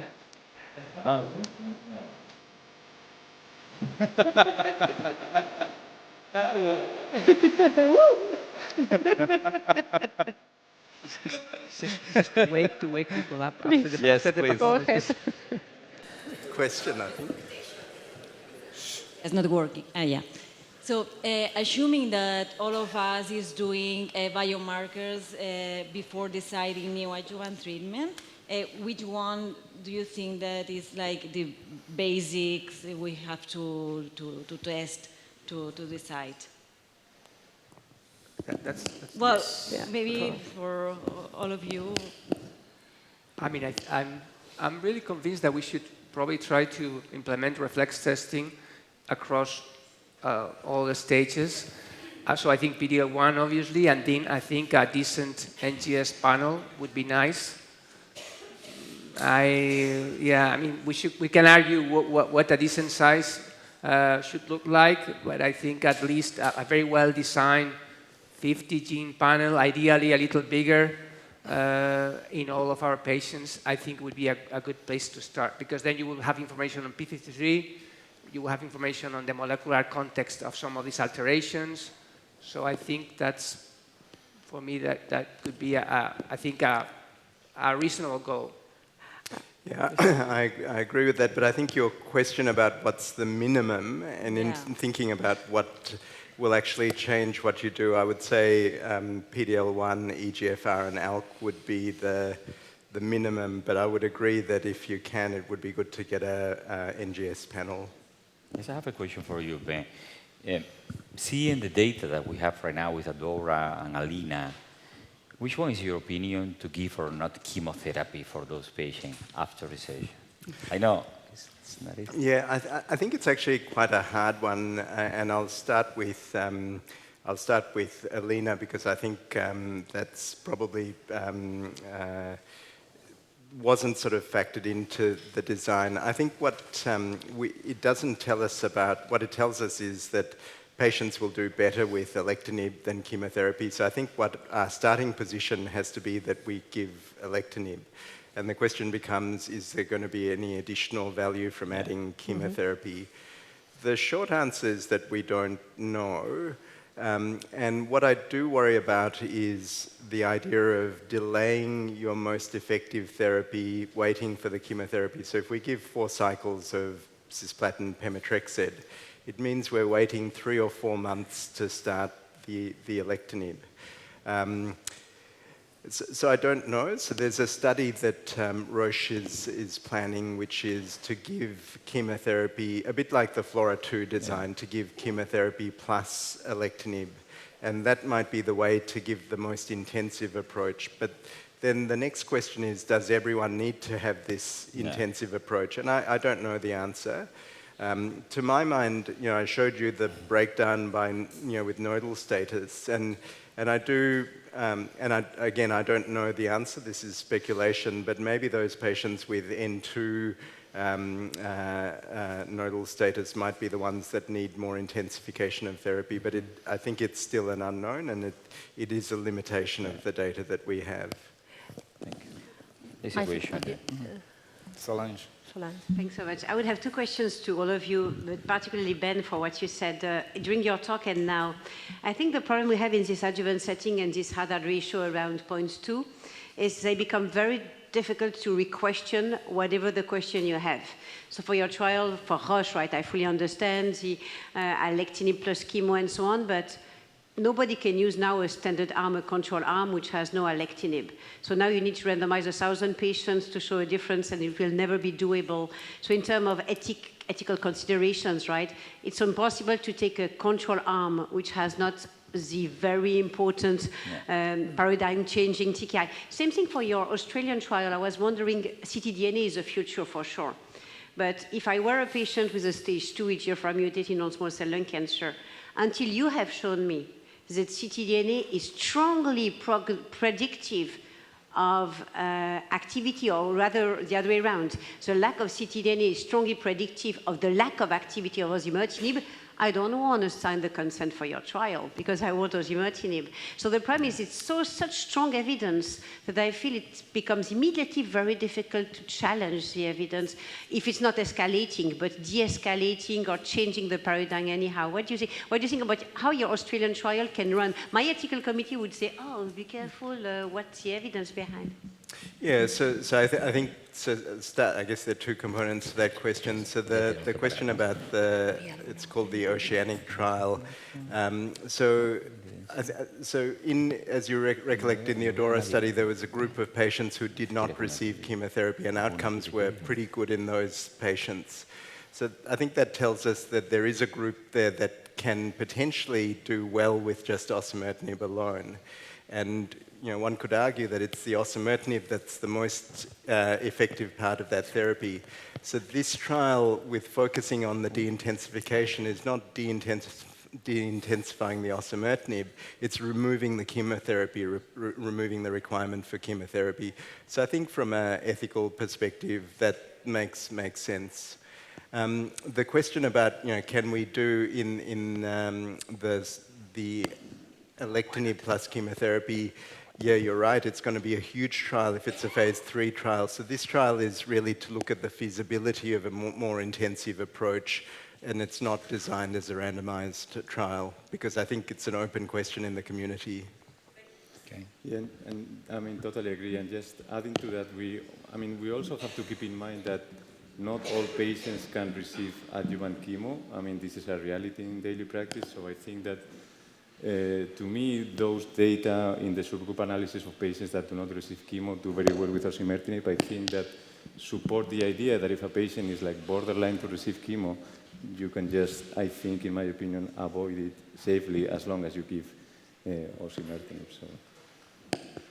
So I got a question to John about how he thinks about the data which Ben showed, because you nicely showed that there are no complete pathological responses after neoadjuvant, but then again in the adjuvant setting we see a survival benefit. Do you think that it's real cure or it's just delay?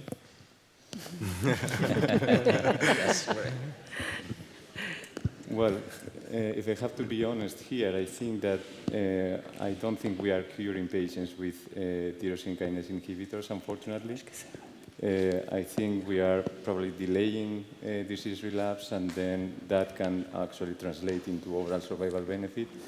But from the data that we have in the advanced setting and also in the small trials in the neoadjuvant setting, I don't think we are achieving potential for cure with the responses. In marked contrast with what we see with PD-1 blockade, we all have patients with advanced disease that have received even monotherapy with PD-1 axis inhibition, and they are 6 years disease-free or with no evidence of active disease. I don't think we have, or at least I don't have any single patient with TKI therapy in this situation.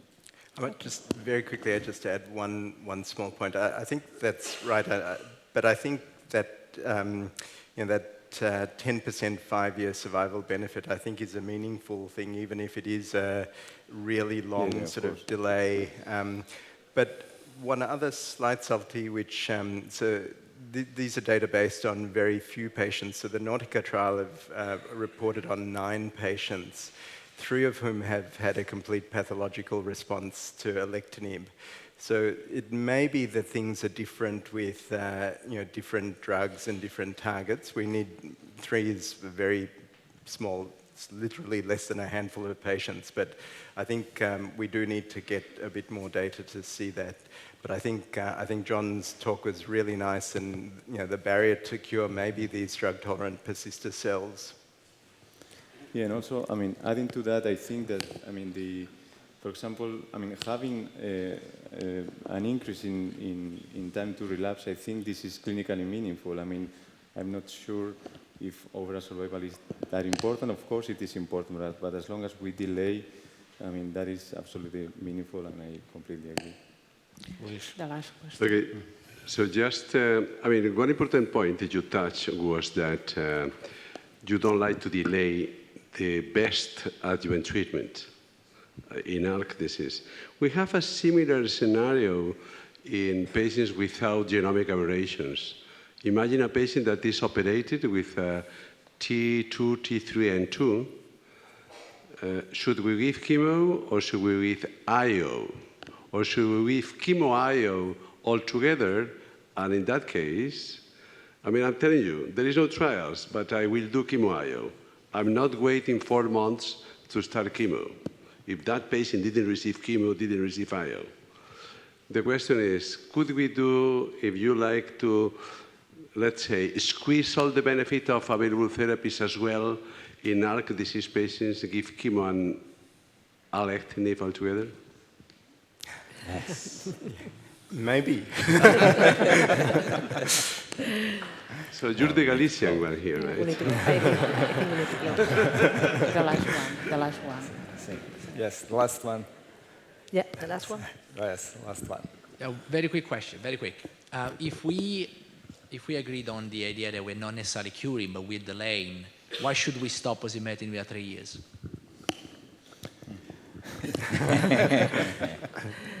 I think, honestly, I'm in favor of prolonging osimertinib therapy. Why not? There are trials going on as long as the patient tolerated the drug well and we are delaying disease relapse. Living tumor-free is very important for a patient. So if you can achieve that receiving a daily pill, so why not prolonging 3-year period? This is my opinion. Of course, we need to see the data, but this is my opinion. We need to finish this fantastic session. I'd like to thank the organizing committee and the panelists. Thank you all, and let's begin the other session.